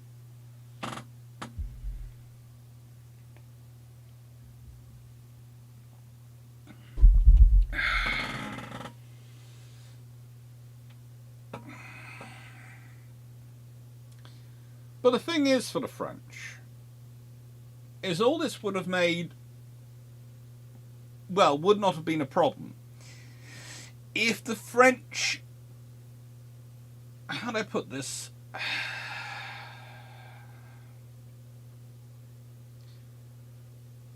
I would say the French cultural and strategic independence was still alive. You have to remember the French had been exercising a lot of independent of thought for development. They've been always thinking about what they were going to do themselves. After World War I, and to an extent it becomes an ongoing commitment, the French Navy, and as much as the British Army had to an extent played second fiddle to the French Army on land in World War I, the French Navy almost becomes, you could almost argue, it's becoming the Royal Navy in miniature. In that the French government will never going to fund it. So the French, as extent as the Royal Navy is, but they always presume if they're in a major war, they're going to be fighting alongside the Royal Navy. So therefore, they're thinking about how they're going to fit in with the Royal Navy and how they're going to be part of them. And you can sort of say, in the nicest way, if you're thinking about French out-of-area operations operating away from the Mediterranean, well, you can say, well, if we're fighting a war in the Far East, the British will bring the carriers, because the British have the carriers. So why do we need to invest? So we can. What do the British not have? Fast battleships. The British don't. They only have their battle cruisers, which aren't really fast enough, and they're still building those, and then their new fast battleships they haven't started yet. So what can we offer them that is something that's going to be very useful for the British to have as part of the force?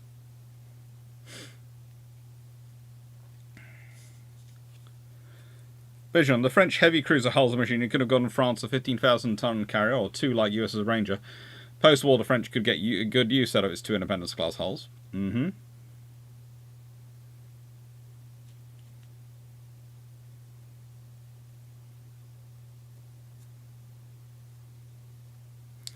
And as a contrast, they probably want something like the Colossus class rather than use as a Ranger. There are many things they might want. What they get is a different matter.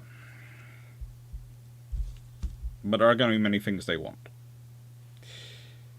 And this is when things become even more interesting. And even more fun. Because we now have to start looking at this. And the burn is a litany of good ideas not well thought through.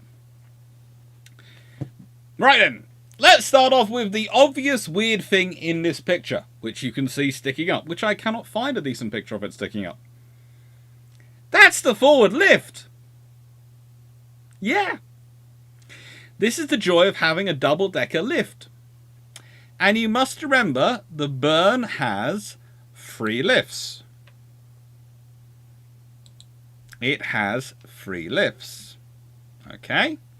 They're all electrically powered. The forward elevator can lift 2,000 kilograms, that's 4,400 pounds. Measured 8 meters by 12 meters. That's 8 meters long, 12 meters wide. And it was only intended to handle fighters. It was made in a 2-story configuration so that, well, the idea was that it could lift aircraft from the lower hangar to the upper hangar. Well, when I say lift aircraft, lift components of aircraft, we'll get into that in a second, from the bottom hangar to the upper hangar, while lifting aircraft up to the top hangar. But the trouble is, when you've got the top point and the bottom point and it comes down, you haven't got doors, this causes fun. Because then the top point comes up and whee! You've got this all there. Instead of having doors that go over for the aircraft to be balanced over when they're flying over, no. This whole structure comes up. So when the forward lift for fighters is in use, you're not going to be launching anything else.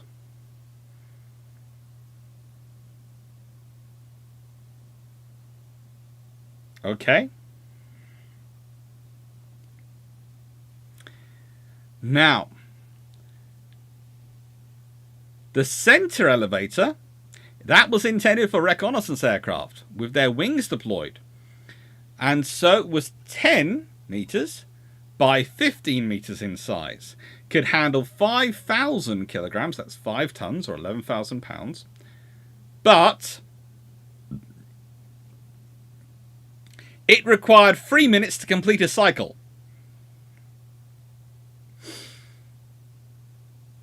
And this time, the elevator shaft was provided with clamshell doors. Now, think about a clamshell door and what that's going to have an impact on your flight deck. Because, what's it going to do? Especially when you're trying to get aircraft on and off that lift. Think about how it's going to affect the movement of aircraft. Yes, heavy clamshell doors do provide some of the most secure systems you can put down to stop aircraft plunging through your flight deck. But it's also going to affect your operations.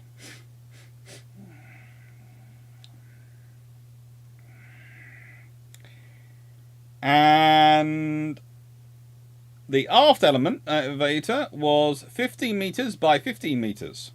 And that was designed for torpedo bombers.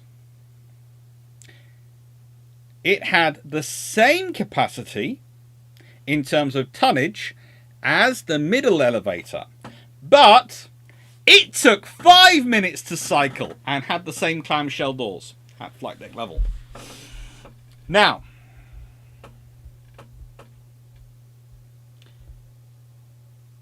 then let's go further, okay? So you've got 2 hangar decks, right?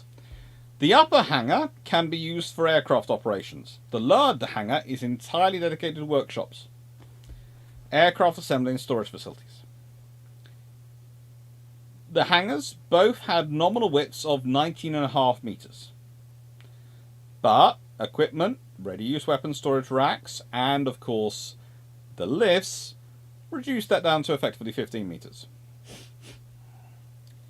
The upper hangar, well, that was 6.5 meters high, except in the forward section, which was intended, of course, for use by fighters, so it was reduced to 5 meters high by adding an extra deck that contained a berthing for the air group, so where they would sleep. Both hangars are subdivided into 4 sections by asbestos fire curtains and equipped with 3 overhead rails, so they can move aircraft and other heavy equipment around. Not move around the aircraft on their wheels, move them around by rails from above. The lower hangar was equipped with large hatches at the base of the elevator shafts for access to the upper hangar, and the bottoms of the elevators were fitted with rails that matched the overhead rails in the hangars, and so the aircraft would be hung from the rails, and the elevators would be raised like this. You can see this one is raised up like it is, so an aircraft can be attached or taken off the lower part of it, and then lowered down, into the lower hangar for maintenance, or raised up from maintenance.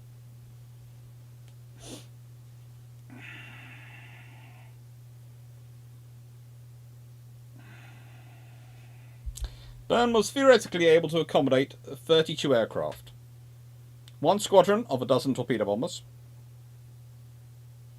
another dozen reconnaissance aircraft, and a squadron of 8 fighters.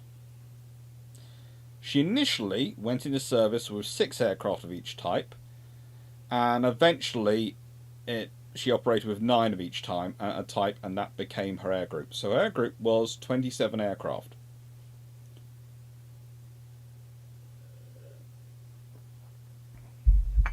So 22,500 tons in standard, 29,000 tons plus fully loaded, and an air group of 27 aircraft.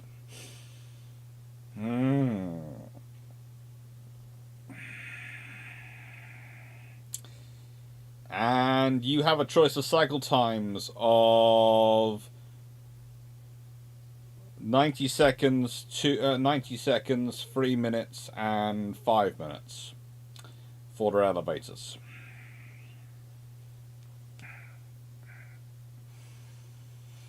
At least in their good points, the aft elevators do not need to open up the clamshells in order to lift aircraft up. Oh, hang on now.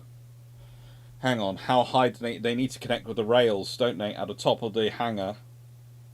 So they might actually need to. Oh, they possibly did. I haven't read that part about whether they have not, or I've blacked out that one. Oh, good lord, it's come back to me. They did. They had to open the clamshells in order to lift the aircraft out of the bomb hangar for the aftercare. It just gets worse. It just gets worse. Okay. So, if this is your font and basis of naval aviation and you have a maximum of 27 aircraft, imagine how many personnel are actually going to go through that.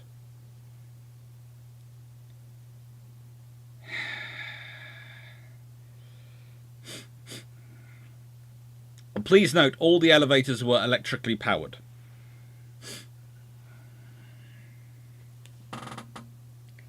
Kevin Ray, how many minutes did USN and RN take to complete a cycle?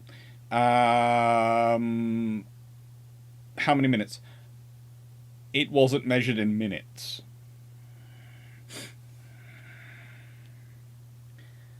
It was usually measured, it was... Ooh. I've got the stats somewhere for Ark Royal.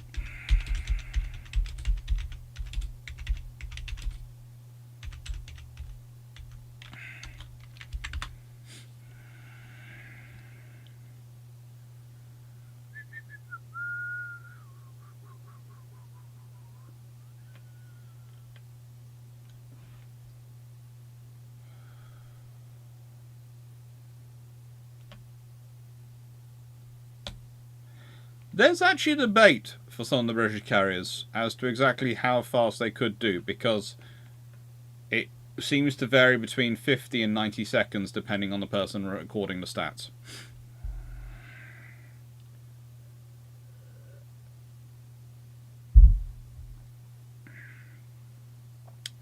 That seems to depend on when you're what kind of aircraft you've got loaded on, and etc. I think if you've got the heaviest aircraft you can put on them fully loaded, it probably takes 90 seconds, but if it's a fighter, it's 50 seconds.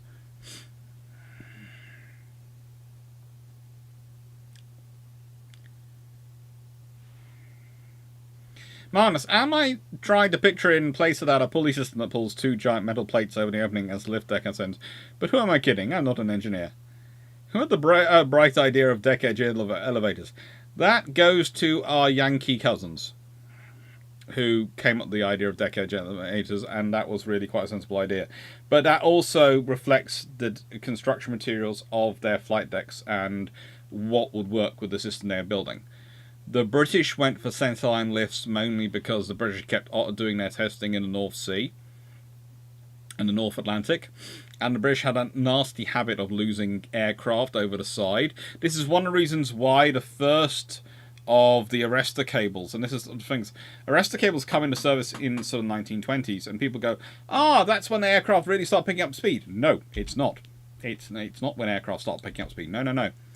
The arrestor cables are put into service because they stop the aircraft dropping off the deck after they've landed. So they actually made longitudinally rather than latitudinally along the deck, so it's lengthwise to stop the aircraft tipping over the side.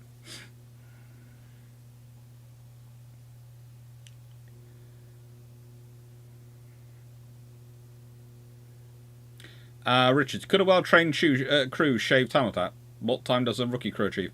A well-trained crew couldn't shave time off with the French ones. It doesn't matter if you're well-trained or a rookie. The French system was just really bad.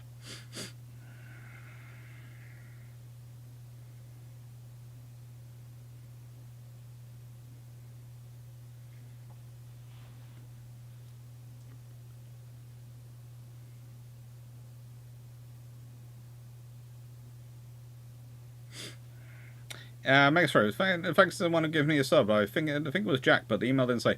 I think it was Jack Ray on today's one. From the point of psychological trauma, I rather hope as few of personnel cycled through service aboard burn as possible. No, she had a. This is the other thing. She did have a complement which was rather enhanced. She had 875 as her complement. Again, if we go back to... oh, yeah. That's a decent sized complement. Now, after the burn comes the Joffre class. And this is the point at which I would like to tell you that the French have thought things through, have actually looked at what their counterparts in Britain and America, who they have relationships with, are building, and have gone, you know what, we will learn from this. But no.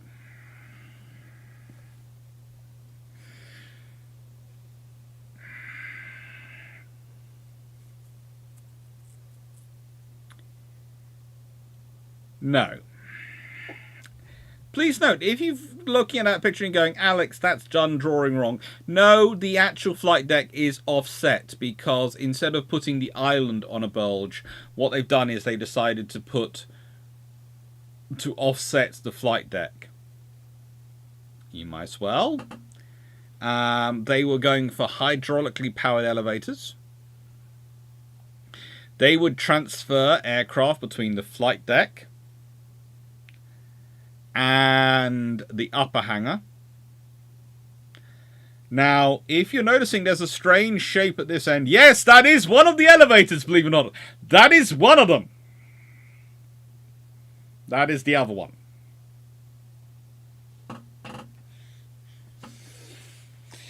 And basically, the idea was that by positioning the end of the flight deck, they allowed aircraft landing midships to taxi forward to the elevators and rapidly clear the flight deck, and the ones at the aft allowed aircraft to go up in the rear and then fly, or have the whole flight deck to take off on. Both elevators were configured to be used by aircraft with their wings still spread, eliminating the requirement to fold wings before using the elevators that had slowed down Burn's flight operations. Important, although if we consider Burn, not all her all her elevators required that. Now, there are various plans. There are some plans where the forward flight deck is forward elevator is roughly T-shaped. There are others where it is decidedly not.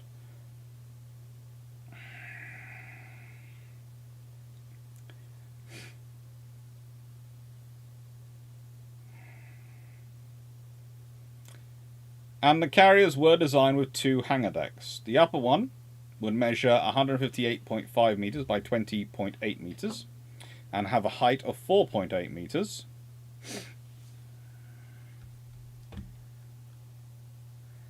And the lower hangar, well, how to put this? The lower hangar is, well, sort of divided in two, but we'll leave that to one side. That was 79 meters by 14.9 meters. And there's a 13.7 meter elevator at the forward end of this hangar that allowed aircraft to be transferred between the hangars. And the elevator was offset to starboard to allow for a passageway to the lower hangar annex that measured a further 42 by 6.6 meters. The annex was dedicated theoretically to spare parts, was offset to port to make room for the boiler uptakes and ventilation ducting of the forward engine firearms. So this is apparently based on French understanding of operating with the British Fleet Air Arm in the 1930s. Regularly, because the French had taken part in several exercises with the British in this period. They did believe air operations would be continuous, with small numbers of aircraft taking off or landing almost non-stop. This required multi-role aircraft able to switch between missions as the tactical situation dictated. Makes sense. Hence this class were designed for an air group of 40, 50 single-engine fighters, 25 twin-engined aircraft capable of long-range reconnaissance, bombing and torpedo attacks. So the French Navy had ordered 120 WWI D-790 fighters in a navalised variant. Well, that's a navalised variant of the WWI D-520. No aircraft was completed before the armistice cancelled further work, and issued the A-47 specification for the attack group to equip the carriers and ordered two prototypes of aircraft, which along with the A-80 aircraft were to provide a navalised version of the Breguet Brie 693 twin-engined light ground attack aircraft. It's an interesting idea, this carrier. It's also possibly terrible, because if we look at its design, we can quickly work out that it is a fusion in many respects of the worst parts of British and American design, in that it is orientated around the continuous air operation which the British were planning on, but it is designed in the sort of which the British did because they were looking at where they were operating, the outside of the world, etc., and how they thought they were going to be operating, and it made sense. But then they built armoured carriers and strike carriers, well, Ark Royal style strike carriers around that. That made sense for that kind of idea. The Americans build these bigger carriers, which are open-sided, etc., and have all these things in space, because they're going to be operating in what's called Alpha Strike sort of style naval operations, but also big launches in terms of the Pacific and space maneuver. As you can see from this design, it is kind of orientated around the space for the maneuver in design.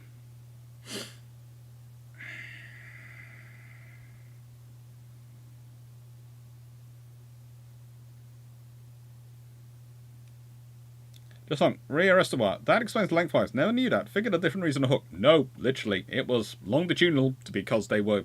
And the hooks, if you look at their shape of their wheels, they often have catching points on their outer wheels that are designed to catch it so they don't tip over and go over the side.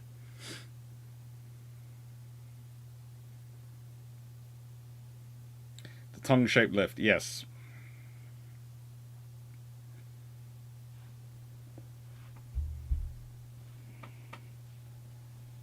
Joffre is an interesting gentleman. He is.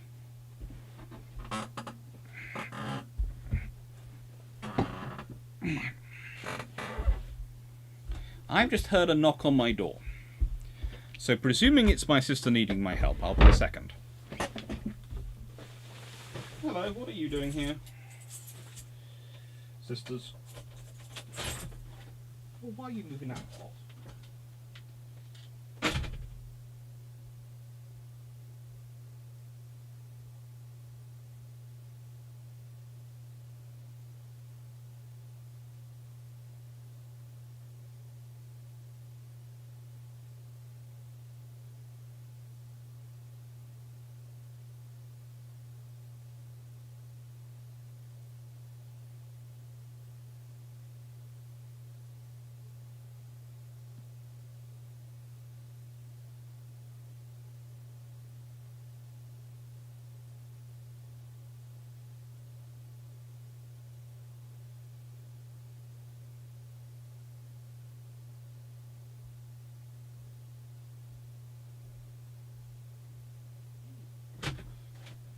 Sisters, sisters, sisters.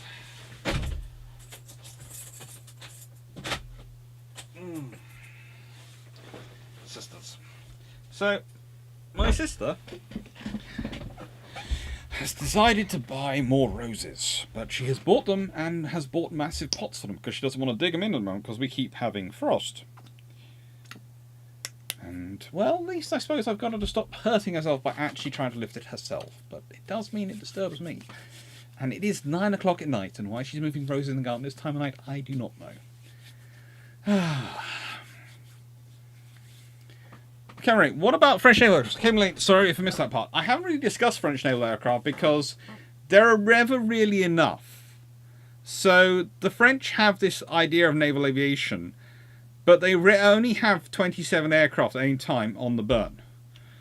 So if you think about it, if you're only ordering 27 aircraft, you're not going to be doing much thought or much real development of it. Give me a second. Just wondering what I just put my foot into down underneath me.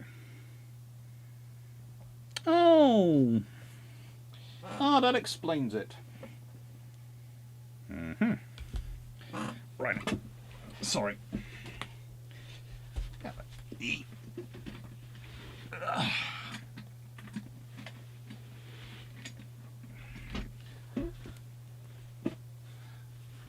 I know this is rude, but now I've realised I've done it, I'm going to be very annoyed with myself if I don't fix it right now. Sorry, I've rucked up the rug underneath my chair. Oh, that makes better. So the French don't really have a naval aircraft development program like we would understand it. No, the fluffy research assistant didn't leave me a present. I don't think they rucked up the rug underneath my chair. It's probably myself and my own stupid fault. But this all then plays into the French geostrategic position. Because the French are, to an extent, relying on the British to provide naval aviation. And they've been exercising with them, and practicing with them, and they have an understanding of naval aviation through them.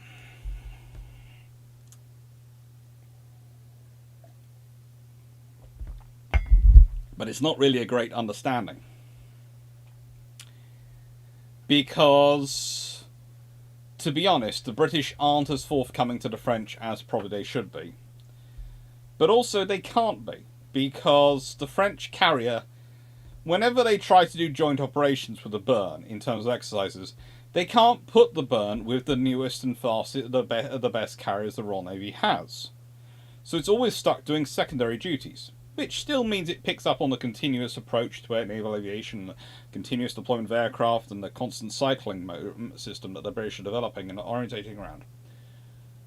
But it means they don't really get exposure to the wider group of thinking in terms of the decisive strike. One of the interesting things in the French Navy is they don't really seem to consider what you can use the strike capability of a carrier for. And you can see that again with the Joffre class, because if you only got 2 carriers, and that's all they were building, 2 carriers, then they've got, 40 aircraft on each? So if they have both available, they have an entire air group of 80 aircraft. If we consider Ark Royal was going around with 72 aircraft, we're not even getting into Saratoga, Lexington, or the big Japanese ones.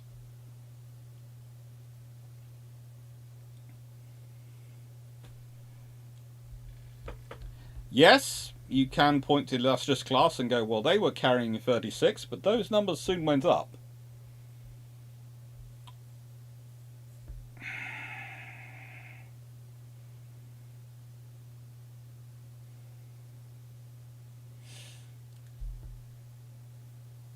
And then we go to their French geostrategic position. Where does France need naval aviation? Do they need it in the Mediterranean? We'll talk about that in a bit. But think about the rest of the world. Where do they need it? We consider they have bases in Martinique. Why? Because they have Caribbean colonies and dependencies.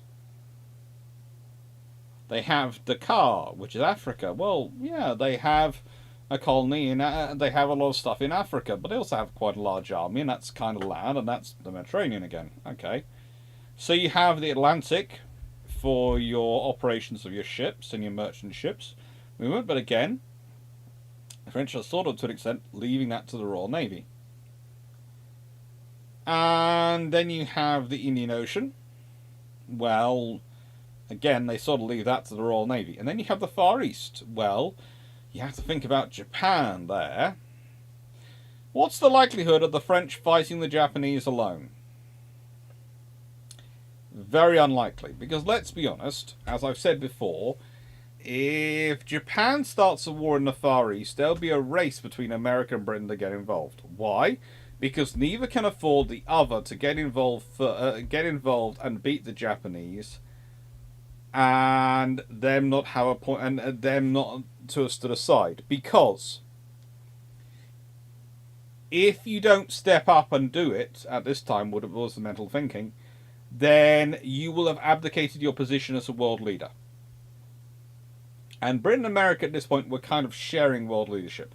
Thanks to American isolationism and desire not to spend money on defence, and the sheer geostrategic impact and expanse of the British Empire, they were sharing world leadership.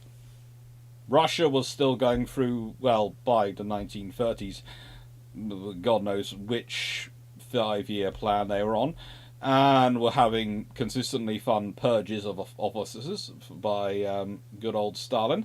It's always fun when he's around. Germany is nowhere near recovering.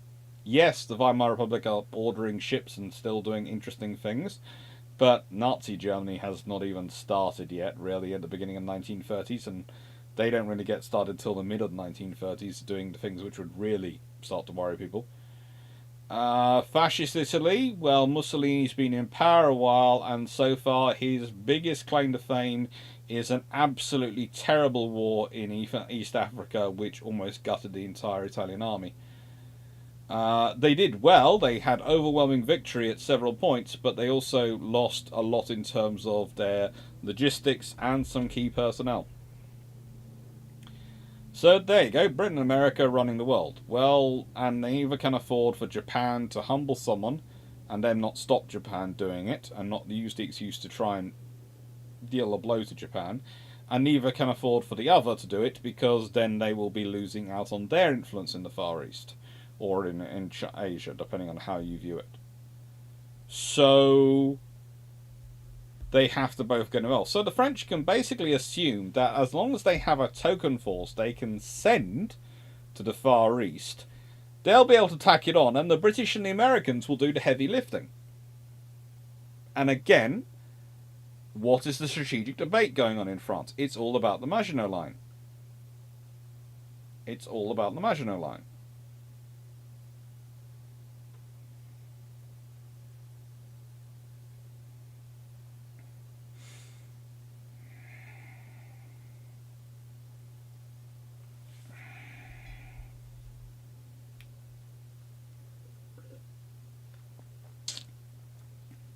Exactly, Cameron. Who are the French going to fight in the Caribbean? The only persons they could end up fighting in the Caribbean, really, are the British or the Americans, in which case, whatever they've got in the Caribbean is not going to be theirs.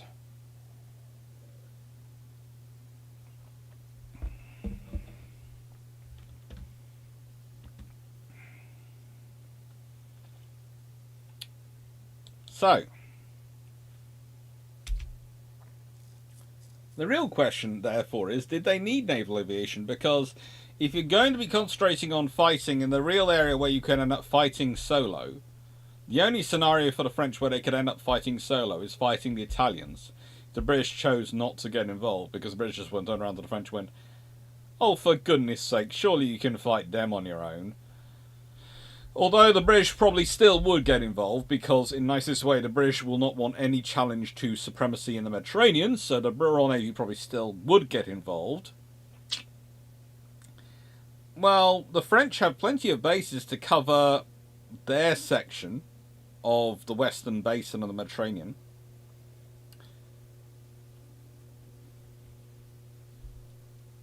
if they go into the Italian section, if they launch an aggressive attack, then, well, they'd have Bern with them, but they'd probably want some air support coming from somewhere, but they probably do. Their main aim is always to try and sucker the Italian Navy into the Western Basin and take them out there. But if they go offensive, well, then probably the Royal Navy will come and join up with them. In which case, if they need aircraft carriers and air support, that will come from the Royal Navy. So you have this kind of major power mentality for both France and Italy in terms of the Navy. I'm not saying the largest power, but they are major powers. They're in the top 5. There's a reason they're at the Washington and London naval treaties. But neither of them needs naval aviation to the level at which the other powers do. The other powers are all thinking about fighting a long, long way from home, where they don't have infrastructure and they don't have naval bases. And you think about it, if you don't have to have an aircraft carrier, if you think you can get away without an aircraft carrier, then you don't have to have the cruisers and other assets assigned to escort an aircraft carrier, because, again, the French work with the British. And despite what happens in World War II, where various people manage to forget the rules and the code of operations which have been set down ever since the first Rear Admiral aircraft carriers had been appointed in 1930 and had written the drill, so if they just followed what Henderson had said and actually written, they might not have lost their carriers and their lives in the case of one particular officer. The British have an escort policy for carriers. They always like to have a cruiser and at least 2 to 3 destroyers with them. Preferably, they like to tack them on to something larger, so that their force, whilst escorting that carrier, is also attached to a larger movement. So if you've got battleships wandering around, the carrier will be sailing with the battleships and its own escort, and the battleship's escorts, of course. It makes sense.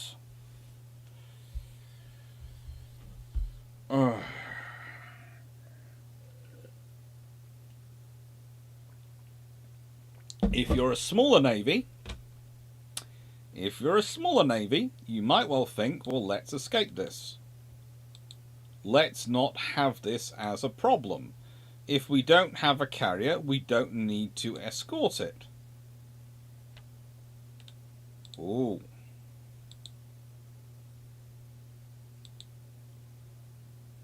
I have just been alerted to the fact that apparently there's dark web activity going on with my account somewhere.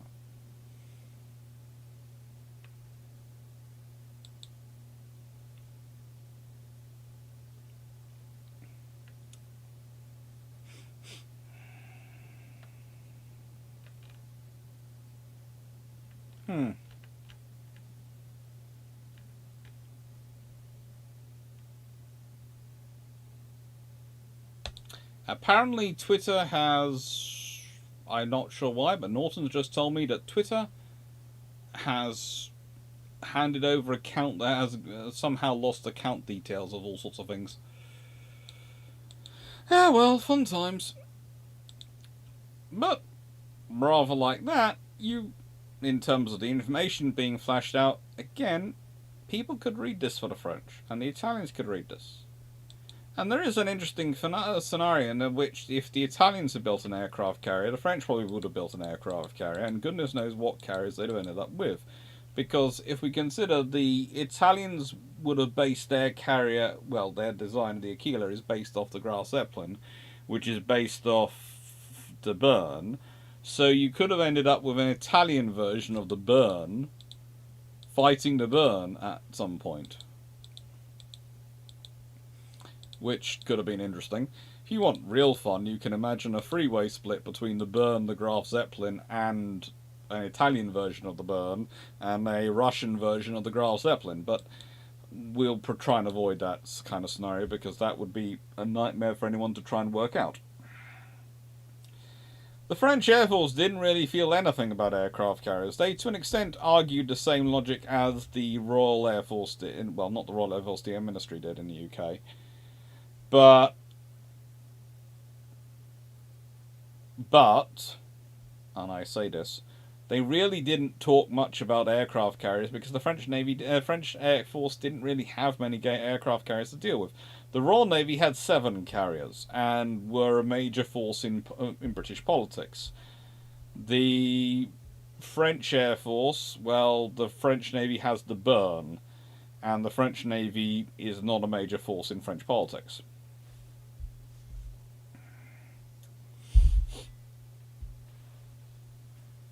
So you can argue they didn't need aviation. Not like others did. Not like others did. So, summary before we get to discussion. And for that point, I'll just go back to the beginning of the slides and let them play through.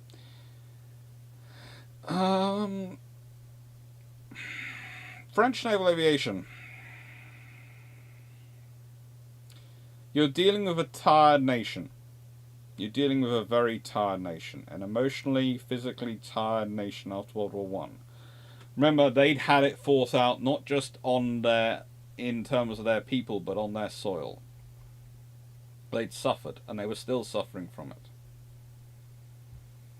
And you have a nation which is not just tired, but doesn't really get what it wants. What it wants is stability and peace, and what it gets instead is angry vitriol and politicians arguing over everything, and governments splintering and falling and rising and splintering and falling in a constant cycle.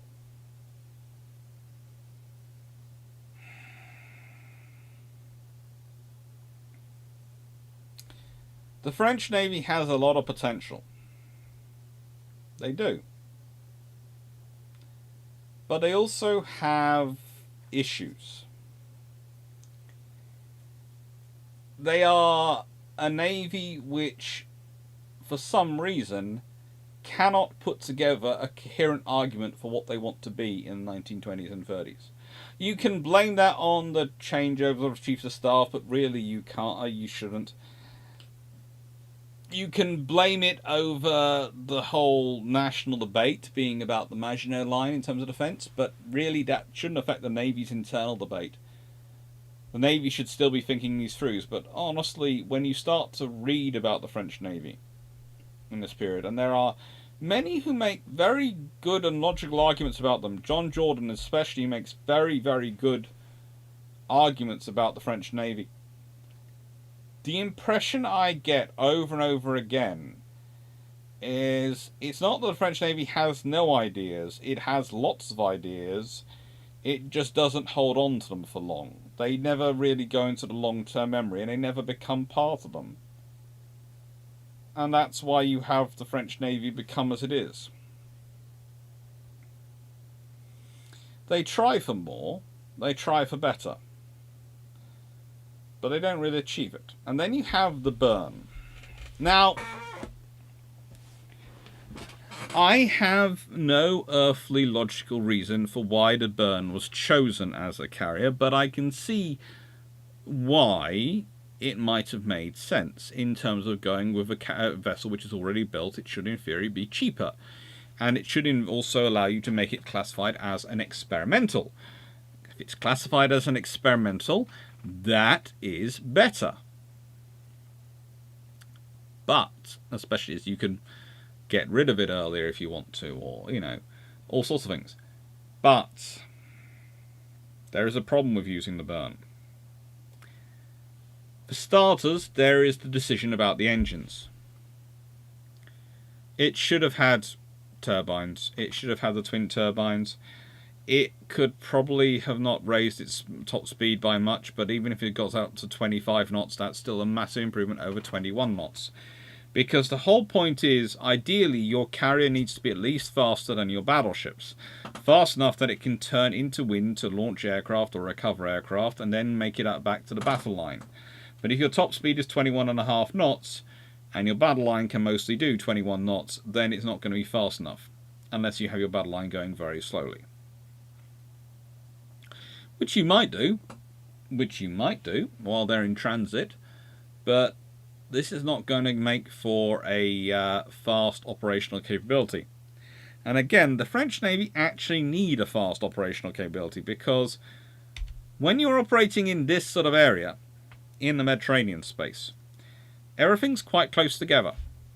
There's going to be a lot of air power, because there are a lot of land bases, and you can draw spheres or little circles all around all these air bases, all over this sort of area, and cover up the entire Mediterranean. There's several lovely maps in the National Archives in Kew, which are full of drawings like that. And I've even got them on my, I think I've got them on my hard drive, one of my hard drives somewhere, because I've got taken photos of them during my research in Kew. And the trouble is, yeah, you've got that. Great, you've got that. But you've also, that means you've got to deal with that.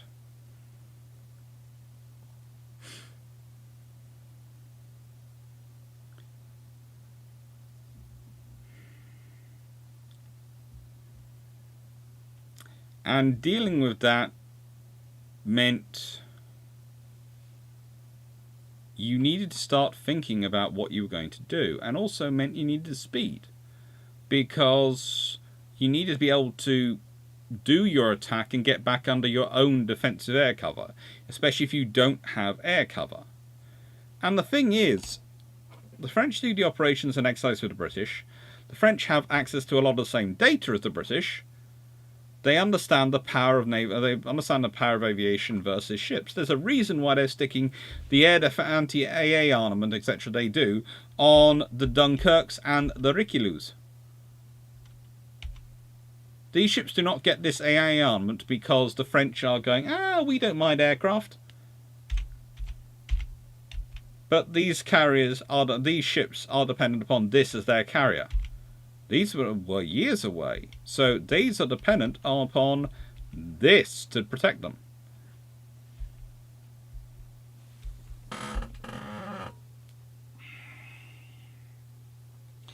It's just not sensible. And it's not really viable for them.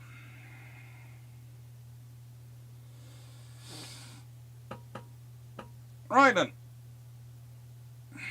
That's the reason why naval aviation suffers. Not because there's some plot, but because it just doesn't gather enough interest. And no one's really thinking through what the French Navy needs, so no one really looks around and goes, hang on, what happened here? It's sad, really. That's all you can say. It's sad. So if I then put this down to, let's say, a 30-second cycle, and leave it there. Was that Discord that just beeped at me? I thought I disabled that ages ago. Oh no, I didn't. It's popped open again. Probably when that popped open.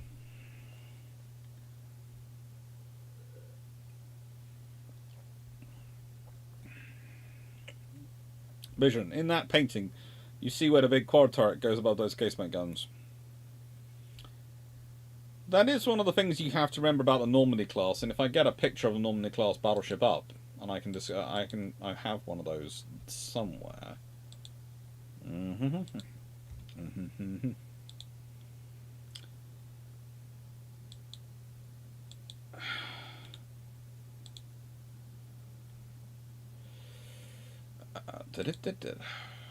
Right then, so that's saved.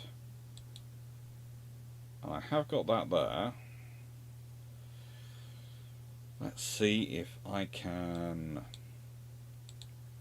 pop this one up. Add source.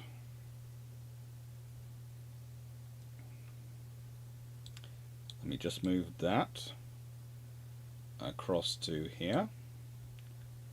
And put this here, and add source.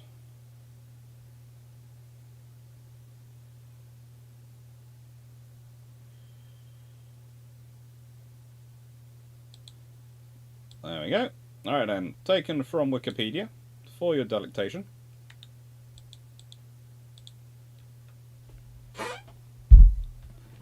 because this is one of the best drawings available.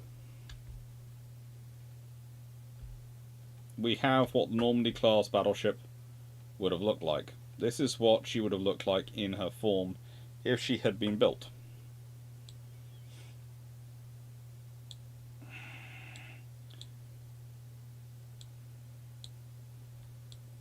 Pretty cool ship. But let's be honest, not the world's best in terms of battleship. And lots of issues. And again, the quadruple turret. Yeah.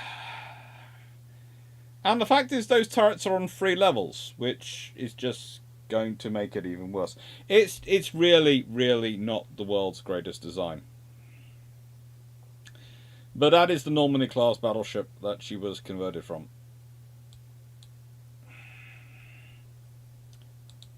Da-da-da. Or rather, she was designed to be and then not built as.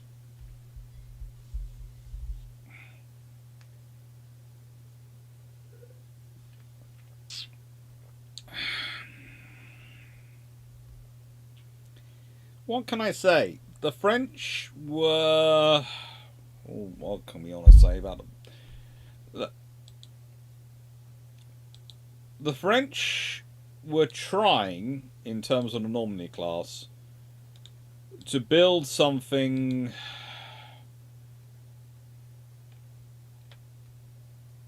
which could give them, to an extent, something to match up against the Italians.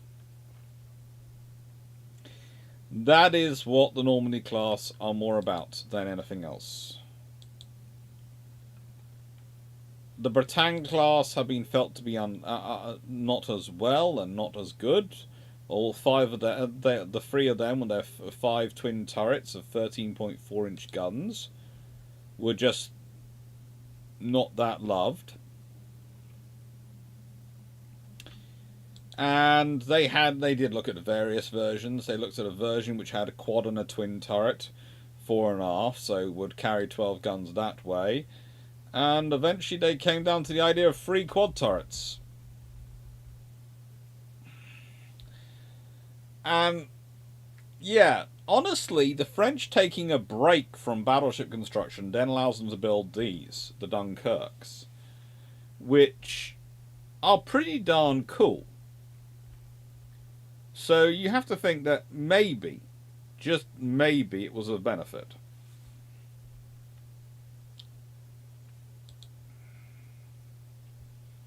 Maybe it was a benefit.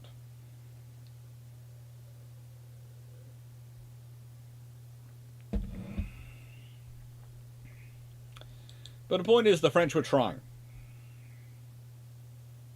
The French really were trying. They wanted to build good ships. But the French Navy also had a problem of not really knowing what they wanted to be. I would argue, if you're building these vessels, the Richelieu, if you're building the Dunkirks, you are building a fast task force orientated navy, right?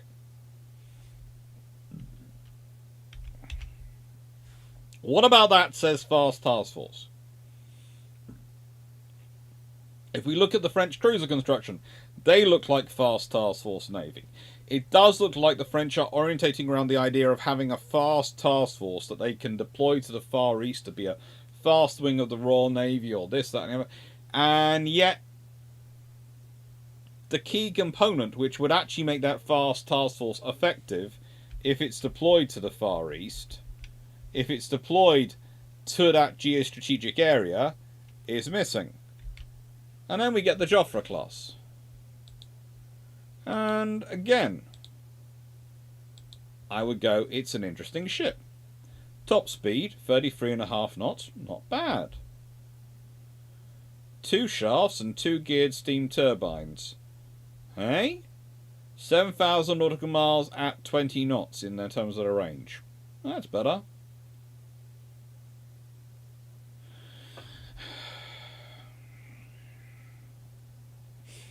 but it's still not getting to where the French need it to be.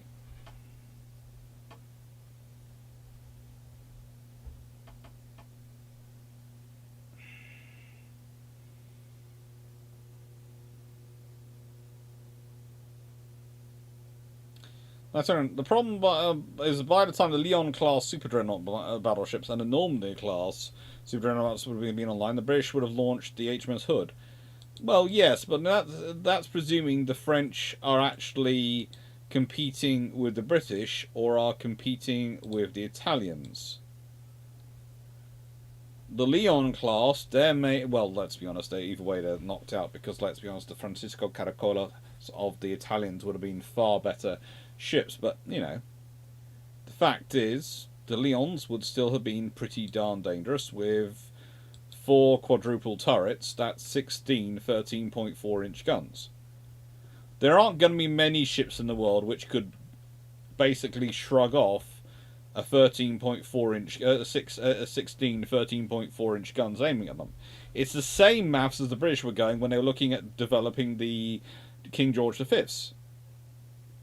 If the King George V's had worked as planned, if the Royal Navy had been able to get free quadruple 4-inch guns and had gone for, and therefore had 12 14-inch guns, there would be a fair few people who'd be looking at going, well, in terms of weight of firepower, yes, you, sir, have brought 8 15-inch guns to the battle, but they've brought 12 14-inch guns. And there isn't enough difference between a 15-inch and a 14-inch gun that them having free for every 2 of yours is going to make your life is not going to make your life harder.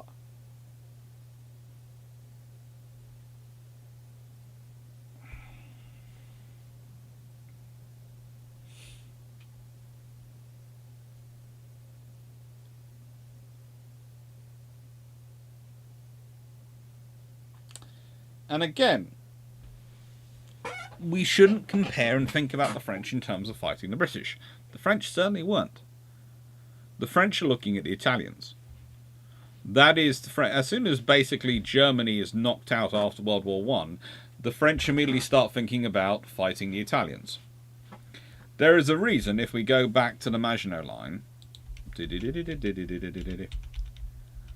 that you will find that section down on the border with Italy. You know, if the French had just been thinking about Germany, and even when Germany does reform and get sort of bigger, the Maginot Line is already in service. But the thing is, the French have been thinking about this for a while. The French are not just going, oh yeah, well, you know, the Germans are our threat. No, they've looked at their border, they've gone, the Italians are a potential threat. And for many years, the Italian section of Maginot Line is actually the more important section. And if you actually go and look at some of the sections of the Italian focus section of the Maginot Line, any of the bits which still survive, you do actually get an idea that those actually might be slightly better constructed.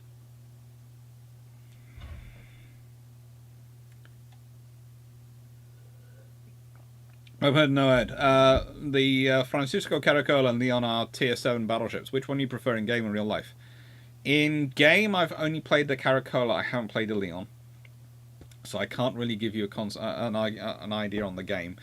Although, saying that, the one I've spent my money on, well, my time on getting, because I only spend a little bit of money on it, because most of my money goes on books, which is fun, was the Caracola. So, yeah. And in real life, the Caracola. The Caracolas are, let's put it this way, the Normandies and the Leons have a top speed of 21 knots. The Francisco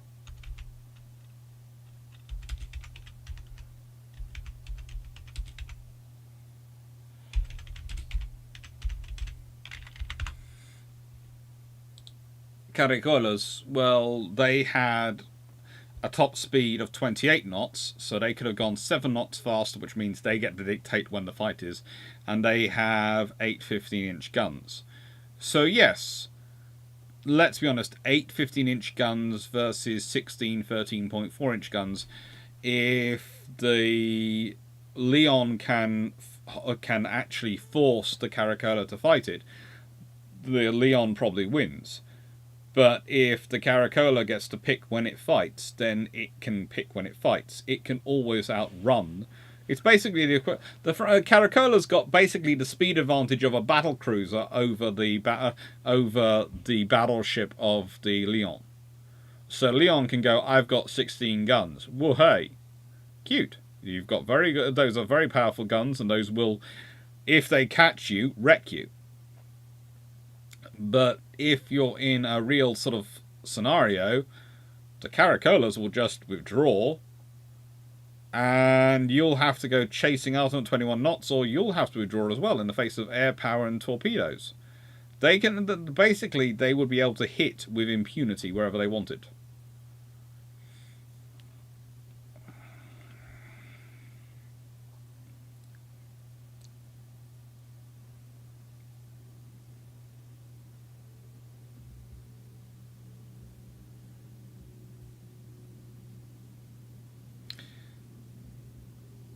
So that's the reality for the French and the French Navy. And the French Navy has delivered it, and the French naval aviation is developed with that in mind. The reality of their strategic position.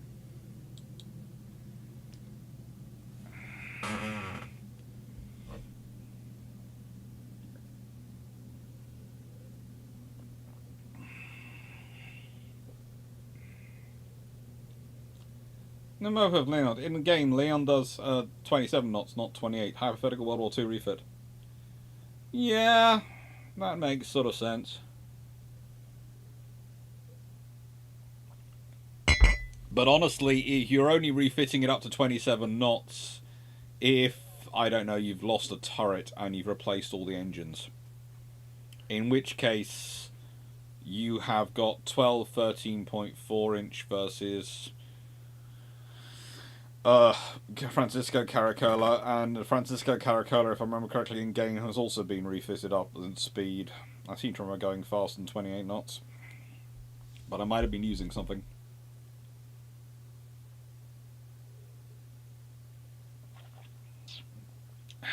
That was worth it. Those 2 cans were worth it. There's just nothing good about French naval aviation 1918 to 1929. There are some good ideas. I like the twin-engine aircraft. Let's be honest, the twin-engine aircraft, if they managed to get those into service earlier and an idea around them earlier, then I wouldn't be surprised if the British and the Americans wouldn't have copied them. But they didn't.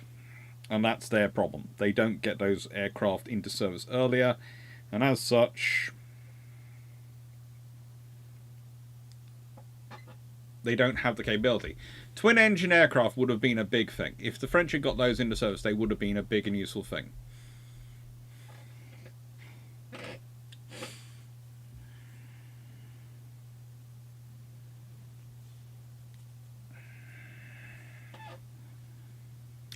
Right then. They seem to have run out of questions. Which I don't mind, because, well, I'll go put the dogs to bed, or maybe take them for a walk. I'm not sure, it's a bit cold, so probably not walkies. But if there's any more questions, please say. If not, I will say thank you very much for watching. I hope you enjoyed it. I hope Bijon's enjoyed it. And the patron suggestions will go live probably Saturday, because I'm going to be in front of the computer screen anyway on Saturday morning. And yeah, I'll look forward to suggestions for next month. And I hope you're enjoying the Year of Technology. I know it hasn't really started yet because the steam engines have been slowed up, but they come out tomorrow.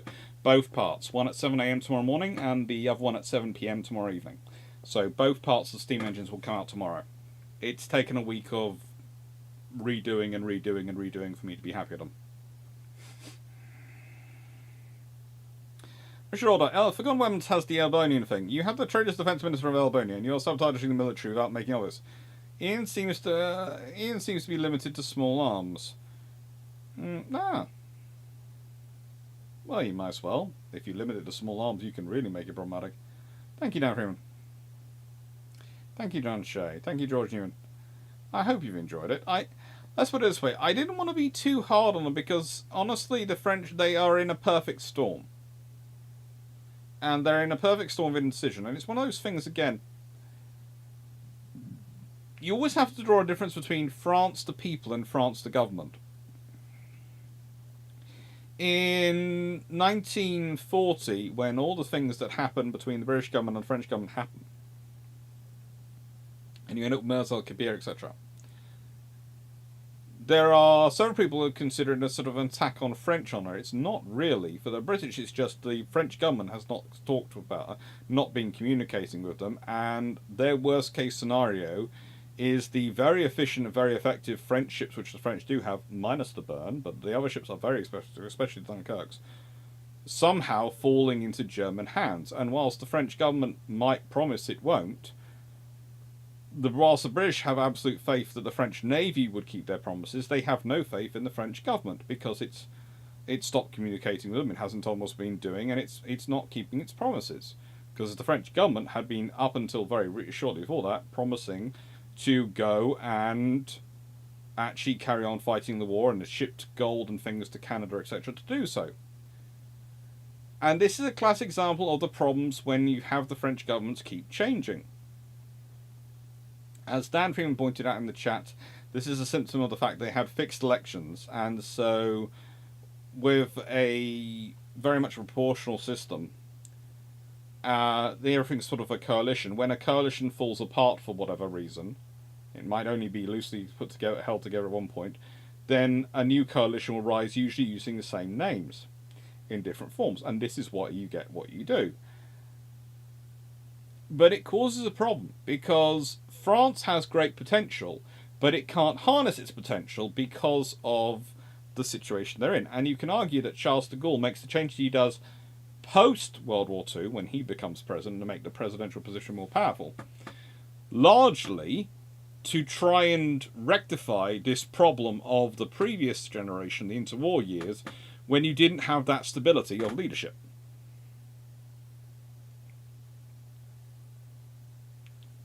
Will there be anything different from Brew Ships 100? I'm not sure yet. I'm thinking about it. I know at some point I do have to start thinking about prizes, but I don't think I can in the situation where I can do that yet. But Brew Ships 99 is of course Sunday, and that's going to be fun, and then Brew Ships 100 is going to be the last one in January. So I'm looking forward to them, and I'm going to put something in there. I'm not sure whether I might make one of them a sci-fi, or I might make Brew Ships 100 the best books of the previous 99. I'm not sure.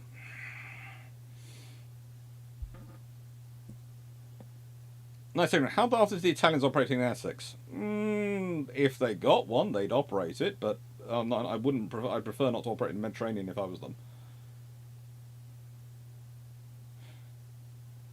Good luck to Leslie. Enjoy Saturday. Thank you, George Newman. Just went back to real time. Agree with it. Enjoyed it. Agreed they should have gone with a fast task force model for their interwar navy, supporting the Royal Navy. It's sort of what they were heading towards anyway, but then they had the Burn as their big gap in it. Thank you, Jocelyn. Bonnie. Rich Order, thank you. Thank you, Major Verdun. Thank you, everyone. And thank you, Tanya Velica. Thank you, Dick Richards. Lawful and animals getting in heaven topic.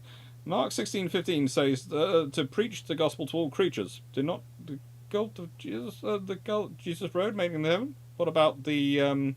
Yeah, I know. I know. Don't get me started. I disagree. This has led me to having whole arguments with various vicars. I have no idea, but there seems to be a cult of vicars in Surrey when I was growing up and up to a few years, and I don't know, I haven't been back since, who were really obsessed with the idea they didn't and only humans got into heaven, and frankly, I'm Church of England, but I'm not Church of England in terms of attending. I take my dogs for a walk on a Sunday morning. Well, usually I take one of the dogs, because I go on a hiking walk, and therefore it's easier to take one or the other, because if I take both, they tend to get tired at different times, because one, of course, has got little legs, and one has got far bigger legs. And so one, when he comes along, sits in my backpack. Sits in a backpack I've got for him. So you might have seen, if you go over watch my Instagram channel, you'll see a video of me with Zebedee in his backpack, wandering around and checking the garden out actually and getting used to it. And I used to do that quite a bit. Now he's quite used to his backpack. He likes it and likes going around in his full corgi backpack. And he'll get into it and we can do the walk. And if he gets tired, he goes back in the backpack and that sort of thing. But yeah, if I take both of them, Raleigh, the fluffy research assistant, gets kind of jealous of the backpack. He doesn't want to ride in it, but he also doesn't feel that he should not be getting a ride in it. And then I end up carrying one in front and one on my backpack, and they end up staring at each other and occasionally get a bit snappy because they're in close proximity over me and they're jostled around, and it's a case of it's just easier to just carry one and they just have one or the other.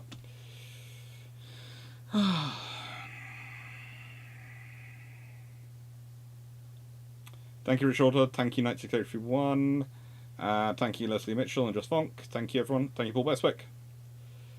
We can hope about 10,000 subs coming up soon, but as said, she has ranged it down to 15,000.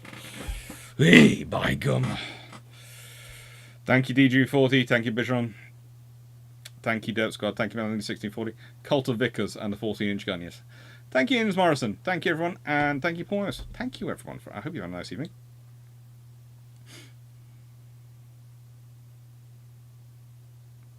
Yeah. As said, I go for a walk. I go for a walk in some. I'm lucky. I live in Surrey, and there are some great places in the country to go for a walk with dogs on a Sunday morning, and that's what I do.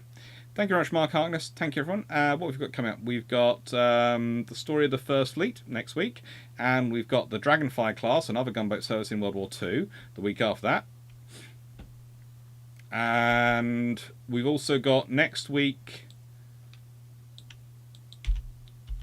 We have the great ships first and second and third rates of the 18th century. So, hope you're going to enjoy that. Thank you very much, and take care.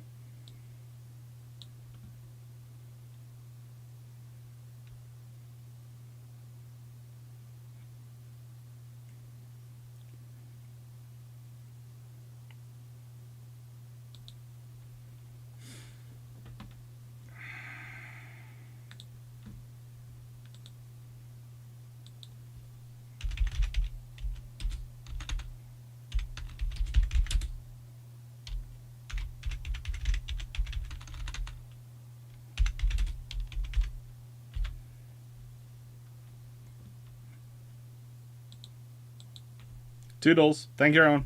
Take care.